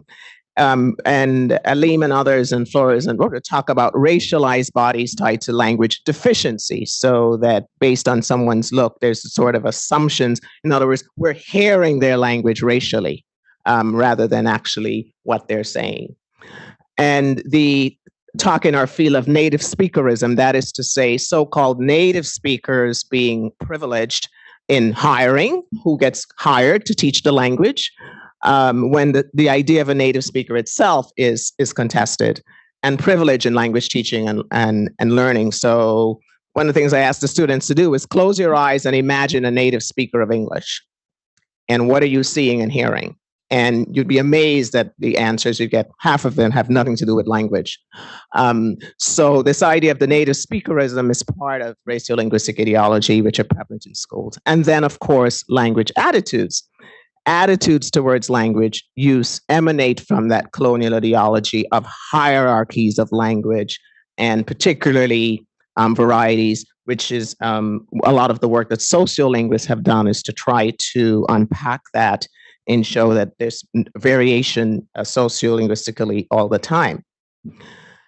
But the bigger picture is that if we're going to take on that, we're living with a tension. Sue Motha asked this fundamental question in an applied linguistic journal, where she said, is an anti-racist applied linguistic even possible? And it's the tension that in transforming this colonial ideology of language, we are at the same time participating in needing aspects of that for access and social mobility. That is our perennial tension, that in the developing world, independence movements were led in the colonial language, because that was the language that was available. So as we're trying to deconstruct the discrimination in language and trying to affirm multilingualism, we are left with these tools of doing it in these very standardized languages that we're trying to push back against. So in a way, in trying to normalize multilingualism, we are living with that tension all the time in our effort to disrupt it, because we're doing it through these very languages themselves. So that model of 21st century migration no longer looks like this. And so the world looks more like that today. Interconnected, transnational, translingual, people are moving back and forth physically and virtually. And so that transnational students are not only physically living in the Dominican Republic or Haiti or Bangladesh, they're WhatsApping their family members and they're participating. I give my own example of my own family that looks like this. I was born and raised in Guyana, in the South America, down on the left there. And then I'm here in New York with my mom and my sister, and I have siblings in the United Kingdom. So we live on that Atlantic triangle, and every day we're in a WhatsApp and we're getting British English, American English, Guyanese English. So my multi-dialectal repertoire is alive. And I'm sure that many of our students in their classrooms live like that. They're getting relatives visiting from all of these countries back and forth all the time, moving language around, so that their multilingual reality is very much lived in reality when they go home from school. And so if we're going to normalize that, I just want us to think about some possibilities.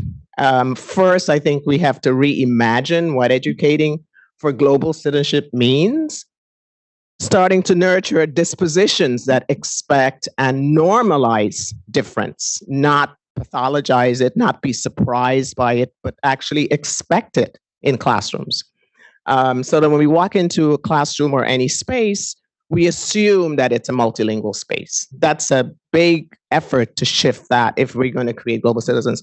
The second is Lourdes Ortega talks about multilingualism as a central object of inquiry, that our research, rather than simply looking at English as an acquired language as a goal, that we center multilingualism as the object of inquiry, as the goal to affirm it.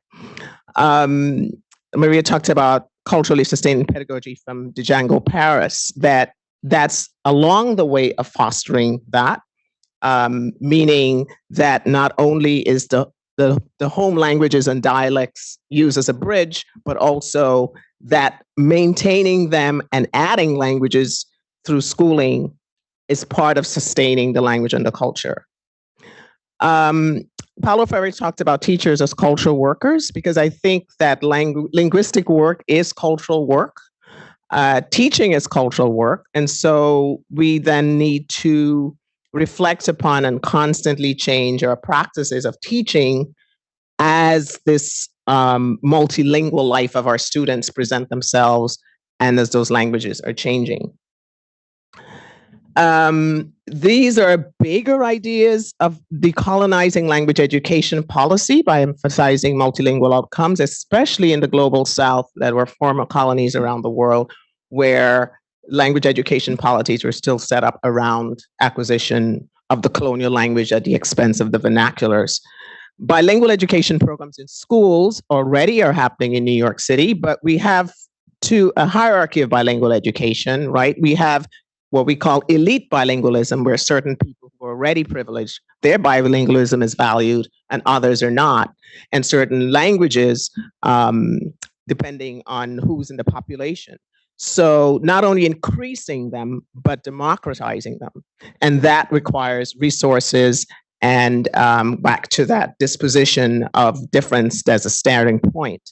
The teaching force needs to be diversified, right? The teaching force in the United States is still mostly white and female, almost 80%, and monolingual. So we want more multilingual teachers, in addition to the curriculum being diversified, not just on week 12 of the semester, not just on Multicultural Day, but normalized, right? We all know that, this putting the Multicultural Day in week 12 of the semester is really, really insulting and tokenism. Engaging with translingual practices in the classroom means what I was talking about this morning. How do we deal with the child code meshing, right, in the classroom? How do we build that as part of giving more language and literacy rather than less? Our colleagues in assessment, language assessment, assessment is a big industry, right? How do we think about constructs in assessment to account for multilingual practices, not simply addition of monolingual languages separately, but multilingual practices in reality. And finally, engaging our immigrant communities right here in New York. We have multilingualism in our own backyards. We don't always have to physically go abroad. You just get in an Uber in New York and the drivers can be from any place speaking any language. So we have multilingual communities here that can be engaged in immigrants in schooling. And I think that would help to sort of normalize multilingualism in a way as we live with that big tension that I mentioned before. So I'm going to stop there and thank the Linguistics Department for an invitation to participate and my fellow panelists for really getting the conversation started. Thank you. I have a question for you, which is whether you have ideas as to, I've thought about this a lot also, and I thought about if we want to increase, so there's an issue, right? Like if you want to increase multilingualism in the classroom, either there is a homogenization of what does multilingualism look like, and so you get into a bilingual education program where you teach these two languages in whatever varieties you want to teach, or in which you end up having the same issue that you had to begin with, except now there's two instead of one. Or how do you have ideas as to how then you can actually have like a plural translinguistic environment where there might be people from a number of different languages and everyone is allowed to, flourish in those languages as well as in some native language, without failing in the same pitfall of creating double of the same problem, essentially. So in the last, I would say 10 or 15 years, there's been a big movement on translanguaging in the classroom practices in terms of helping students to draw on all of their abilities. So in that space, a typical English as a new language class might have multiple speakers.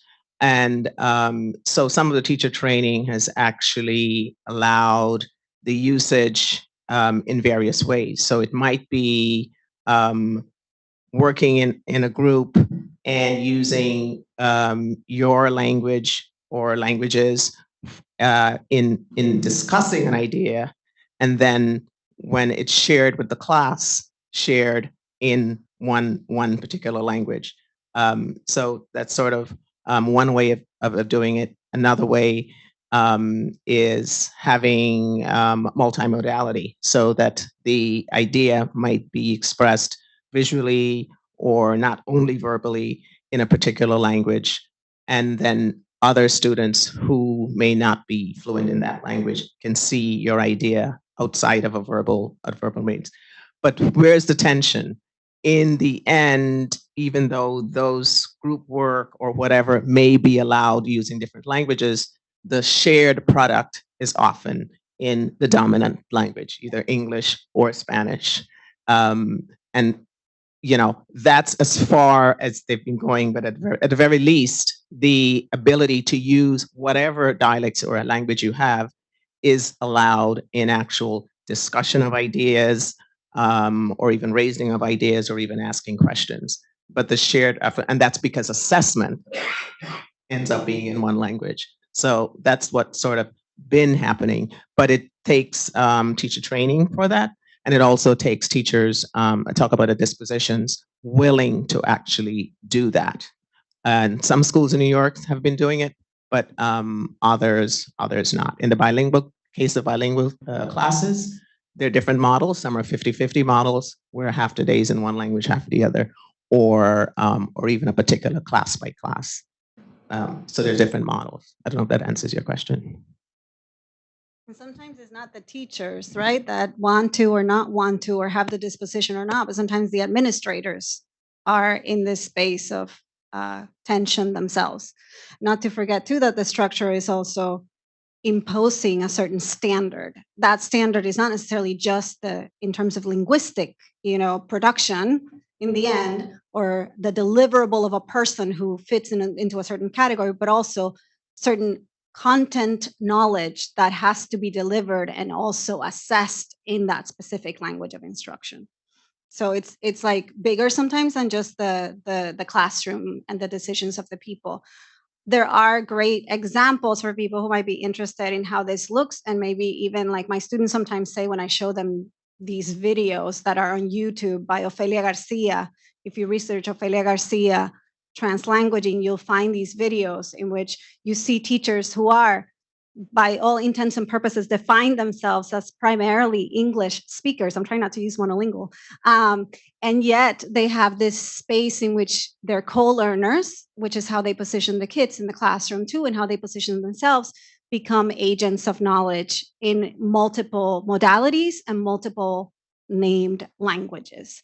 So that's an example of how that might look like. And I say that, I show it to my students, and then they come to me and said, I don't even know that. I didn't even know that there were classrooms that were like that.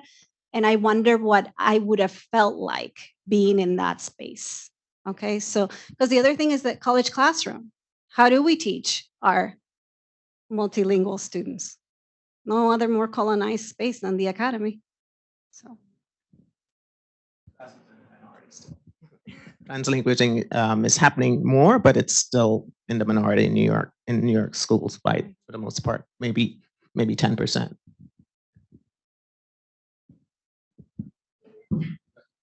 Hi. I have a question for Maria. So I loved your talk. Hi.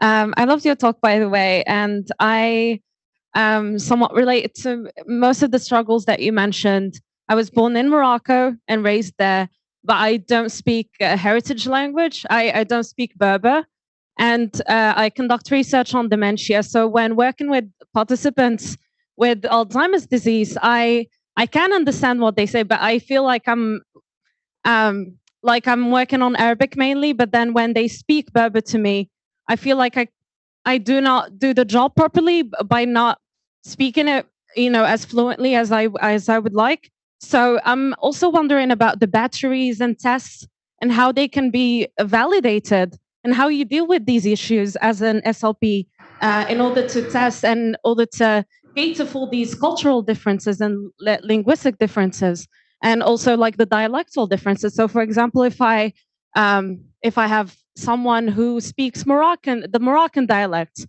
and comes to the US, and the SLP speaks Palestinian Arabic or Syrian Arabic, they're not going to be able to understand me. So how will they be able to diagnose, or how will they be able to test my linguistic capacities? So I'm just wondering if there is a solution to these dialectal problems, and if I saw in the slides that there should be we need to have more SLPs who speak those dialects, but then how is that possible? Do you need to get more exposure? Do you need to learn it from scratch? How does that work? Thank you. Well, you just gave the question of the century, right? So there's a lot of things in that one question. I'm hearing to the self-identification of whether you language to the degree that you feel that you are competent in order to make a connection at a relational level. There's the problematic that we don't have enough, quote unquote, assessments, okay, in a specific standardized variety of whatever the named language is that the person uses. I don't know that creating tests is actually the answer. I also don't think that, I do think we need representation, because language and communication is more than just hearing what connects you at that level. It's also seeing and also looking for other ways multimodally to make yourself understood. In other words, language is not just verbal. Well, let me rephrase, spoken. Okay? Because there's this notion that there's nonverbality. But in that nonverbality, we're also like confounding what we conceive of is intentional or not intentional communication, which we can get into a whole other thing.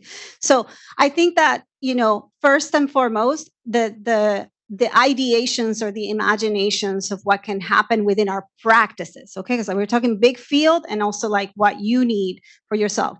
At some level, what do you need to be understood? And what do they need to be understood? Start there, right? Moving beyond that is the question of diagnosis. I really think our field needs to start looking at itself. And yes, y'all, I'm sorry. I'm very critical of my field. I've been in it for 22 years. I tend to be an outlier when it comes to talking about these things. But really need to really look at our alliance, our support of what's called the medical model. Now, in that idea, the medical model looks at what is pathologized within the person. And we look at what's pathologized within the person, meaning what is the person not able to do well, because there's a system that is intractable, right? The idea that everybody expects you to communicate in a certain way, that in order to get around, you have to be able to be mobile in some way, right? And so we get at the tension that Chandel was talking about when she talks about the colonial practices in schooling that we can't fully change, okay? So I don't have an answer for you. I've just gone meandering all over. What I can say is what Ofelia Garcia says all the time. I find myself quoting her a lot. Every system has a crack in it. There isn't a solid foundation in anything. What is the crack within the system in which you work, where you can get in and look for an alternate way? Whether it's going to be multimodally engaging with that person, using pictures, using I was going to say nonverbal again. You see how I'm like working on decolonizing my mind? Non-speaking approaches to making yourself understood. And in the idea of assessment, look at Laura Asensi Moreno has looked at translanguaging in the process, in the context of assessment. It's emerging information. I think Chandel alluded to the idea of engaging multimodality. Think about that. Assessments have to be created for the communities and for the communities who use them, and also taking in consideration what they want and need. To some extent, this idea of standardized assessment is going to get us nowhere. I don't know if I answered your question, and I'm sorry if I painted a bleak picture of life. Yeah, I was just wondering what criteria the DOE used to determine if someone is an English language learner. There's a home language survey in New York State that you could see. We always say that people are the worst self-reporters. But there's a political component to how that question is answered. Many parents, so for a child to be determined, there's the NYSATEL, which is New York State. It's a diagnostic. They fill out a home language survey form. If they said that English, a language other than English is not spoken, then they're tested, and then they're determined how many hours of English instruction they need. Many immigrant background parents sometimes will not put the heritage language because they don't want the child to be in an English class because of the stigmatization. So already the data collected from those forms are highly questionable because people are answering those questions not for linguistic reasons, but for perceived opportunities and what they think. There's a stigmatization in being in an English learning class. So that's usually what's used. And then there's the criteria to exit after a certain amount of time to go into quote unquote mainstream class. But I want to say that that very language mainstream class is misleading. The mainstream class is multilingual. What does a New York City mainstream classroom look like? Every class here at NYU, I ask students to fill out language, and I teach master's students. And when you ask the question, what is your native language? What languages are used in your home? What languages do you write and speak? There are different answers to that question. So the mainstream classroom in New York are exactly from that data. People born in the United States speaking different languages at home, but maybe have acquired a certain level of English to be quote unquote mainstreamed. So mainstream itself has to be rethought.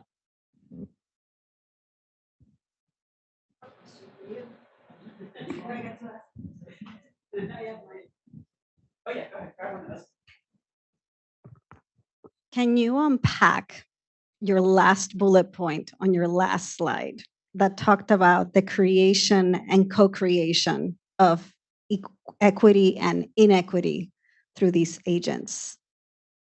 All right. So I think it's highly complicated. I think one of the main issues that we're having, I guess, at the moment is the fact that we have now incredible technology, right, that's been built over many years. And one of the challenges that I'm trying to deal with in my own research is to figure out, okay, how to effectively co-create with communities, right? So, projects with public health folks in Uganda, okay, how to make it so that the local communities are able to build the technologies themselves, right? And, we go to, work with these colleagues in Uganda, and in Uganda is a multilingual society, right? There's many different languages spoken, and then, it's a very interesting problem and phenomenon about like, okay, well, what is it? How, like, oftentimes I feel like it's very easy to think that you can helicopter in, put something in place, leave. What actually is really important is like engaged, sustained interaction with communities in order to then actually be able to democratize the technology, which can lead to higher equity globally, higher engagement globally, which I think will actually end up building much better technology, right? From a pure computer science and natural language processing sort of perspective. But yeah, I think it's a very difficult to solve problem.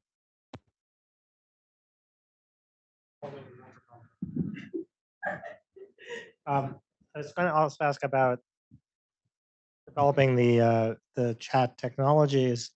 There's my understanding of these systems is that the notion that a individual speaks or interacts in a particular way is can be an emergent property of a deep learning model, but it's not an explicitly it's not a target to learn, and you don't the input's not tagged with individuals usually, right, as something that's part of the learning. Yep. And then when I'm talking to someone about linguistics, trying to explain something, it takes me a while to generate a model of who I'm talking to and what's appropriate language to use. So in terms of languages, the models very quickly that the person is is writing Chinese to me, I'm going to respond in Chinese some level. But in order to develop a better model of the individual that you're talking to, you need more. Humans need more interaction. But are any of these systems have a goal of modeling the individual that they're talking to? So that's part of the training as well. And would that help in terms of the way these systems work? Yeah, so I think that's a great question. Most of our, training at this point is one large sequence of text, right? Or, maybe text and images or text and audio and images. But the models themselves are implicitly capturing author information and sort of statistical properties. We're not actively encoding those. There are other sets of models, and there's there's not just ChatGPT. There are many different types of models where people are attempting to encode more information about the person, about the speaker, in order to actually build a better, communicate more efficiently, right, and more effectively with the participant. But I think I guess maybe main line of research currently is not incorporating the author identification or sort of author sort of background in order to generate whatever the responses or the interaction that they would hope to. But I see that as probably a good point of future research that people will and have to start moving towards. I want to comment about probably something that's relevant to both Maria and Chandel's talks about multilingual schools. And I think I had two different thoughts when I read the title multilingual schools, and that can be in certain communities where, like, for example, I was in a multilingual school all my life, but that's also because I'm in a community that speaks 3 languages and everyone speaks the same languages. Of course, there are minorities that speak other languages. That's a different story, which I will get to soon. But then in New York, there are different communities and there are different neighborhoods where sometimes there are neighborhoods that all speak a second language or a first language, depending on how you see it. And there are other neighborhoods and schools, therefore, that speak many languages. And I think when it comes to language policy and pedagogy, that can become a problem, but also it's also because about the stigma of languages. So I don't know about how schools and school distribution works in New York, but I know that in other cities of the world, not the US, I don't know anything about the US, okay, that there are essentially a school will become multilingual or bilingual if this school serves a specific neighborhood. And unfortunately, because of the stigma, many people look to move out of that neighborhood for the good, quote unquote, of their child to speak the standard language, and are therefore fleeing the bilingual school because it's seen as, oh, this school is not really learning, for example, this school is not functioning as it is because, for example, like let's say in Paris, this school is, even though the curriculum is in French, they're mainly speaking in Arabic in the class and then reading the curriculum in French, for example. And so I think, so this is one problem where people are actually avoiding the ipso facto bilingual school. But then there's the other problem of if you are in a neighborhood where the school has students of many language backgrounds, then how do you put that in policy? Like, how would you? So there's a difference of letting people speak together where there becomes a language barrier. Like if I speak Arabic, the other person speaks Uzbek, the other person speaks Spanish, or a whole like cocktail of languages.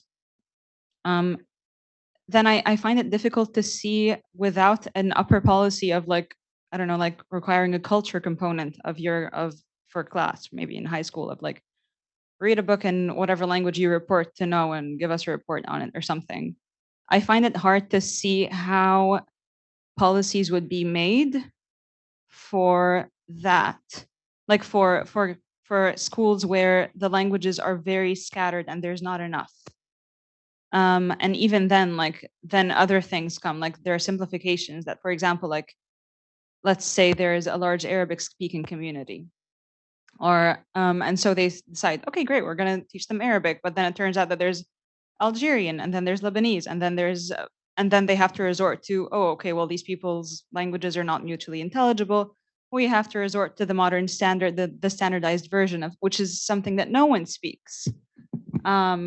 So it becomes very, I feel like in a city like New York, it'll have to be school based. And the first thing is to destigmatize. In the first example, I just want to hear your thoughts about the informal bilingualism and then the formalized policy top down multilingual. Well, you're getting right to the tension that I described, right?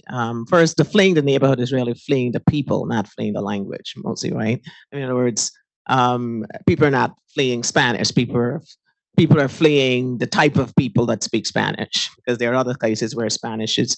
So I think first, what is our goal? If our goal is some kind of perfect multilingualism and perfect multiliteracy, that's not necessarily sort of realistic. I think the goal has to be acquisition of literacies. First of all, they go by demographics. So if a school has many groups, the largest group, if bilingual education is presented, it's going to be by the group that is the largest in number. So that by definition leaves out the smaller group. So the school may be 90% Spanish, 10% Arabic, let's say. Sunset Park is a good example in Brooklyn. So you'll probably have a bilingual Spanish program.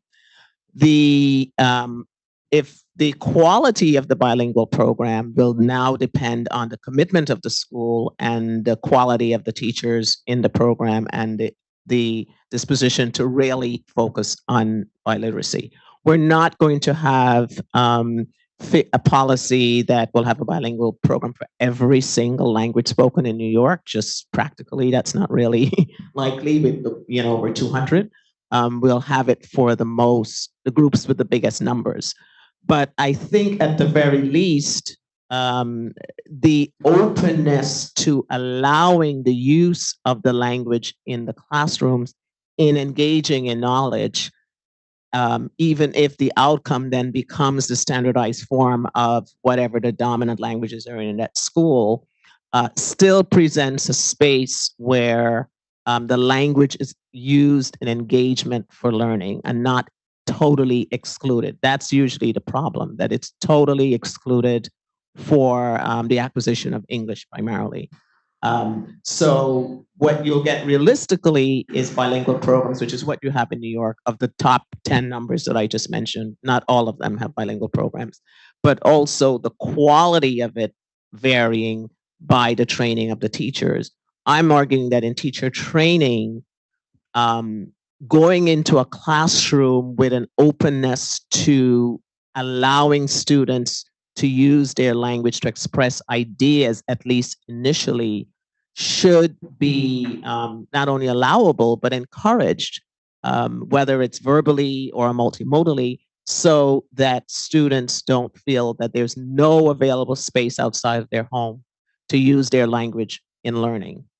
But in terms of policy, you will more likely have bilingual programs of languages where they're the groups in big numbers, which is what you'll have. So in New York, there are probably about 5 or 6 languages is Mandarin, but also pushing against the elitist model where you can pay now to go to, say, a French English private bilingual school in New York City to get the right French and the right English, separate from the public school system. I guess I'm pushing for more of it within the public school system and not a privilege that you have to pay to get elite models of bilingualism, which is tied to race and socioeconomic class more than language. I don't know if that ends. So the other thing is that first tier of a concern that you brought up, you're not just with the mobility of people out, because Chandel kind of explained the racialization process, right? But also this idea of destigmatizing. And I think that work really starts with every single one of us. And I know I'm engaged with colleagues in other universities, doing work with teachers, doing work with administrators, looking at what are the ideas at the root of our policies, practices, choice of materials, approaches in the classroom. And it doesn't mean that by knowing what the ideas are or the ideologies are, that's going to solve all of our problems, because there's still what the policy currently is that has not quite budged, right? Or there's still the shortage of availability of personnel who can be linguistically sustaining. There's still, those problems are still there. They're in my field too. And I would actually say something even more radical than that. Yes, we can train teachers and speech language pathologists to be linguistically sustaining. We can tell them about the importance of not perpetuating the same harm that they have been through. But we can't just say it. We also have to practice that in the classroom. So how are we, who are at a university level, doing that with our students? Right? That's something that I move towards. And I don't do it by any stretch of imagination perfect. But at least the disposition is there to, is there a space to language in the way in which I feel comfortable languaging? Not the Maria Rosa who would get home from the master's program after I recorded a 3-hour lecture, sat down, transcribed everything into English to then translate so that I could understand it at that point in my master's program. Okay? No person should. I mean, that's great. Look at the abilities that I had. And I still sit in meetings sometimes where people say, well, this student is mainly translating from Chinese, from Mandarin into English. And so we're not sure that they're proficient enough to make it through this program. Again, what are the ideas at the root? It really starts with every single one of us. Starting there, at least shaking that up, then creates a little bit of breathing space for imagination.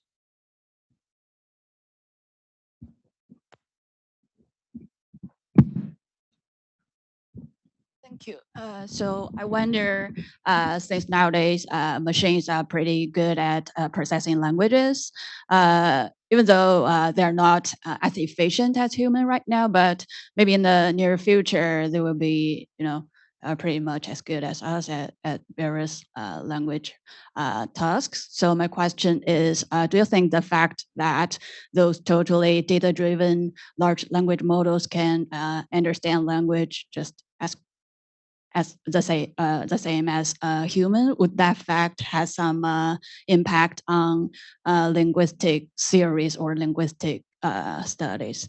So maybe, yeah, Alec would have some comments on.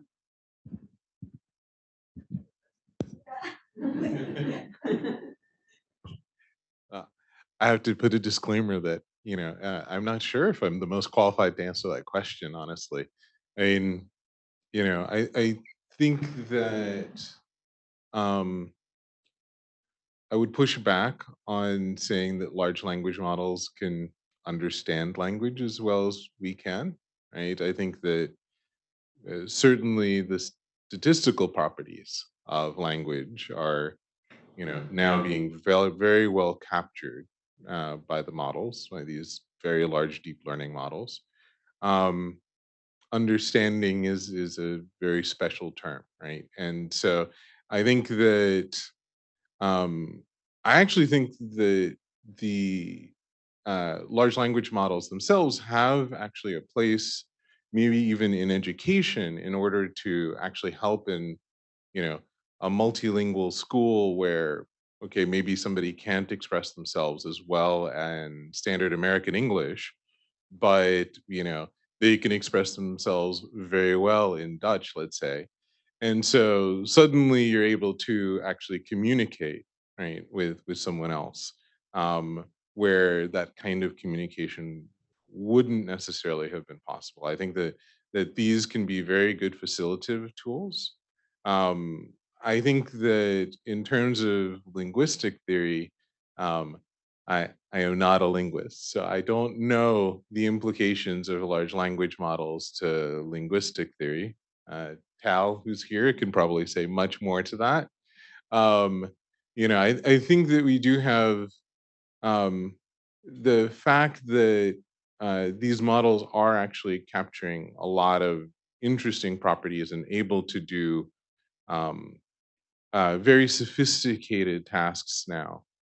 Does say that, like, that there is going to be an opportunity, right, both for translation, for assistive technology, for language acquisition in an automated fashion that we haven't had.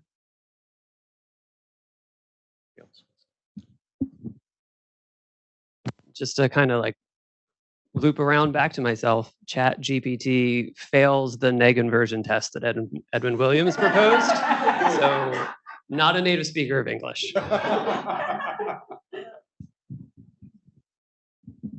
So I think also for speaking to linguistic theory about this, even if we do get these machines to behave like humans, they're not doing it in the same way humans are. They're certainly not learning in the same way. So they don't help me with understanding how a human child learns from, linguistic input around them. I mean, sorry, that's not fair. Actually, they do kind of help because you have to deal with learning and you can compare and contrast. But my point being, we would still need to answer how humans do it in social environments, right?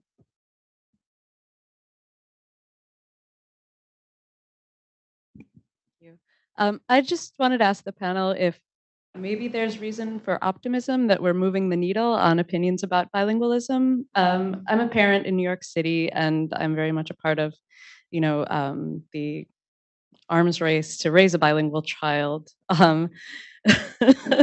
But talking to people who aren't, I'm aware I live in a bubble, but talking to people I went to high school with, people who aren't necessarily in this particular bubble, they all seem to think that having a bilingual child would be advantageous for that child. And I don't hear people saying, that bilingualism is going to hold children back. And on an SLP message board recently, someone asked, there's a child who's autistic, whose family speaks German and English, and I'm wondering if anyone has any evidence that it would be better for them to speak only one language.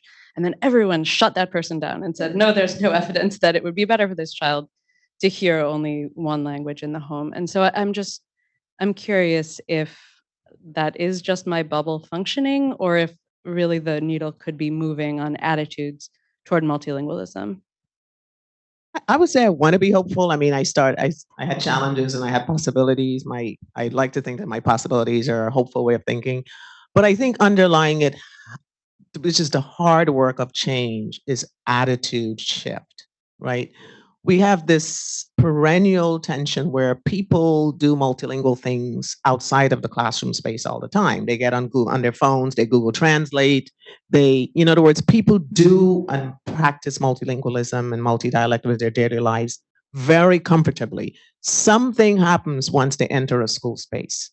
The expectation all of that normal multilingual practice somehow is suspended because we have cultivated school as a space for a certain set of ways of learning and dealing with language. School is the space for standardized language. School is the space for learning proper fill in the blank named language.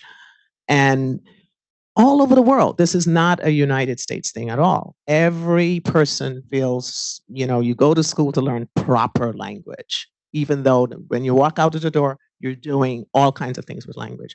But I think there's some shift there. And I think just by the fact that the world is becoming more transnational, more movement, language change is slow, especially with syntax. It's much faster with lexicon. And I read John McWhorter's article in the New York Times talking about the acceptance of the pronoun they, and how, how ordinary people talk about, oh, my pronouns are blah, blah, blah, blah, blah. That might also be a bubble, but the idea of, is there a reason for hope? I think, yes, it's slow, but it's going to be the change in the underlying resistance to seeing, prescribing school language as a particular way of thinking about language. That's really underlying. And then the fear somehow that the world is going to collapse if there's a multilingual talk happening in my classroom, that suddenly my child is not going to learn, or learn less, or learn bad, whatever. So that attitude shift is probably going to be generational, and slow. So I'm hopeful that just the reality of the world in so much contact and all this new technology, and you go to the ATM machine and Citibank doesn't care. They'll put their language in the machine in any bank because they want your money, right? So you'll have all kinds of options at the ATM because there's a reality that this is New York. That's capitalism. So there's a kind of practical understanding of multilingualism in life, but we butt up against that in school that's been colonially structured around this way of thinking about language, and that's the only way. So I think it will be time and just demographic shifts in the world that will, and language moving in all kinds of directions that will hopefully bring that about, because we are privileging and celebrating multilingual workers in the workforce, and they're the ones that get better opportunities because they just have those skills. I think I agree with that, but I think there's a distinction to be made between the kinds of bilingualism and the either the punishment or the pride that comes with that, right? And like for me, I don't mind that I have an accent because I'm at Harvard, and so I'm supposed to be smart, and I'm gonna be a professor at NYU, so even more smart. And so it doesn't matter if I have an accent. And on top of that, I studied the brain, so you go figure. But if I were a deli worker, then probably I would want to hide that. And that's the same experience. And I don't even know what accent I have anymore, but I used to have a Spanish accent. And so it would be the same accent that theirs, but it would be judged very differently also because I look differently. So I think the needle is changing, but I think there's two routes in which the shift will happen. Either people get pride in their language and they're like, listen, I don't care if, you notice that my original language was not English, because that is in fact true and it doesn't matter and I can still communicate. And so there is sort of a wave of people gaining pride and like awareness that that's okay. Or the ruling classes will shift and say like, actually, it's pretty cool that you guys do that and will allow for people to have that kind of bilingualism. And so I think the needle is shifting, but I think one of these two things needs to radically happen for the shift to actually. Probably both. Yeah. But the power dynamic determines whose bilingualism is valued. So yeah, like you said, you can speak with your accent. George W. Bush can say, nuclear or whatever, and it doesn't matter. But yeah, so the shift has to come from how society treats different types of bilingual, and whether you're going to instinctively take pride in your own bilingual, or the society is going to ratify that. So I'm the least qualified to talk about this, but I want to give a little sort of anecdata from teaching in Abu Dhabi that's sort of part of this, which is how deep colonization runs. So, like many linguists, I'll teach about language prejudice and language discrimination and standard languages versus your native language to try to bring this pride up. And I'll have classroom discussions and assignments where we talk about examples of this, like Black English in the United States versus whatever standard English is, the Cairo dialect of Arabic versus rural or Upper Egyptian dialects. I'll give these examples that are always of mutually intelligible, like close languages within a country, and then I'll ask for examples from the students for them to give in assignments and discussions. And a surprisingly large number, when I say like, tell me about a group of people who speak a language that experience prejudice, they'll tell me people who don't speak English well in their home countries. And then we obviously jump into a discussion of like, why do you think that what you should be striving for is to speak English in this country where that's not your native language? Obviously, it's colonization, but it's just this double whammy of this. And I have no deep theory of this, obviously, because I don't work on this, but it's very prevalent, right? It's a strong feeling. Yeah, one of the most pernicious legacies of colonization, I know because I grew up in a former British colony, is internalized self-hatred, which becomes internalized linguistic hatred, right?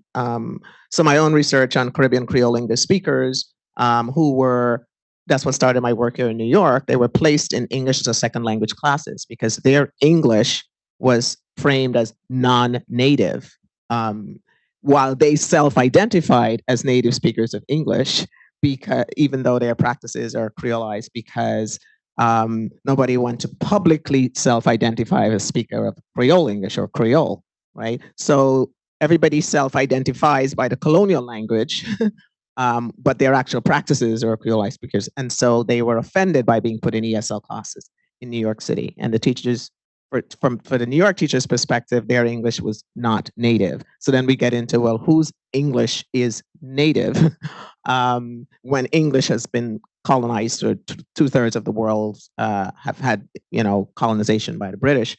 So there are many different types of native speakers of English, but since the school system only constructs a particular type and look racially of a native speaker, but the speakers themselves felt their English was bad, right? That's the legacy of colonization. We speak bad English, so we go to school to learn quote unquote proper English. So, so I do feel that colonial ideology is very, very entrenched in all of us throughout the world in terms of, and that's why I said that schooling has been the chief enforcer of colonial ideology with respect to language, especially, because that's the gatekeeper, standard language. Yeah. I think we're moving towards conclusion, but this is a good time to say that to give a kind of glass half full, glass half empty wrap up. So the optimistic, there's some sense of optimism here, and one real sense of optimism is that we are a diverse group across NYU and NYU Abu Dhabi.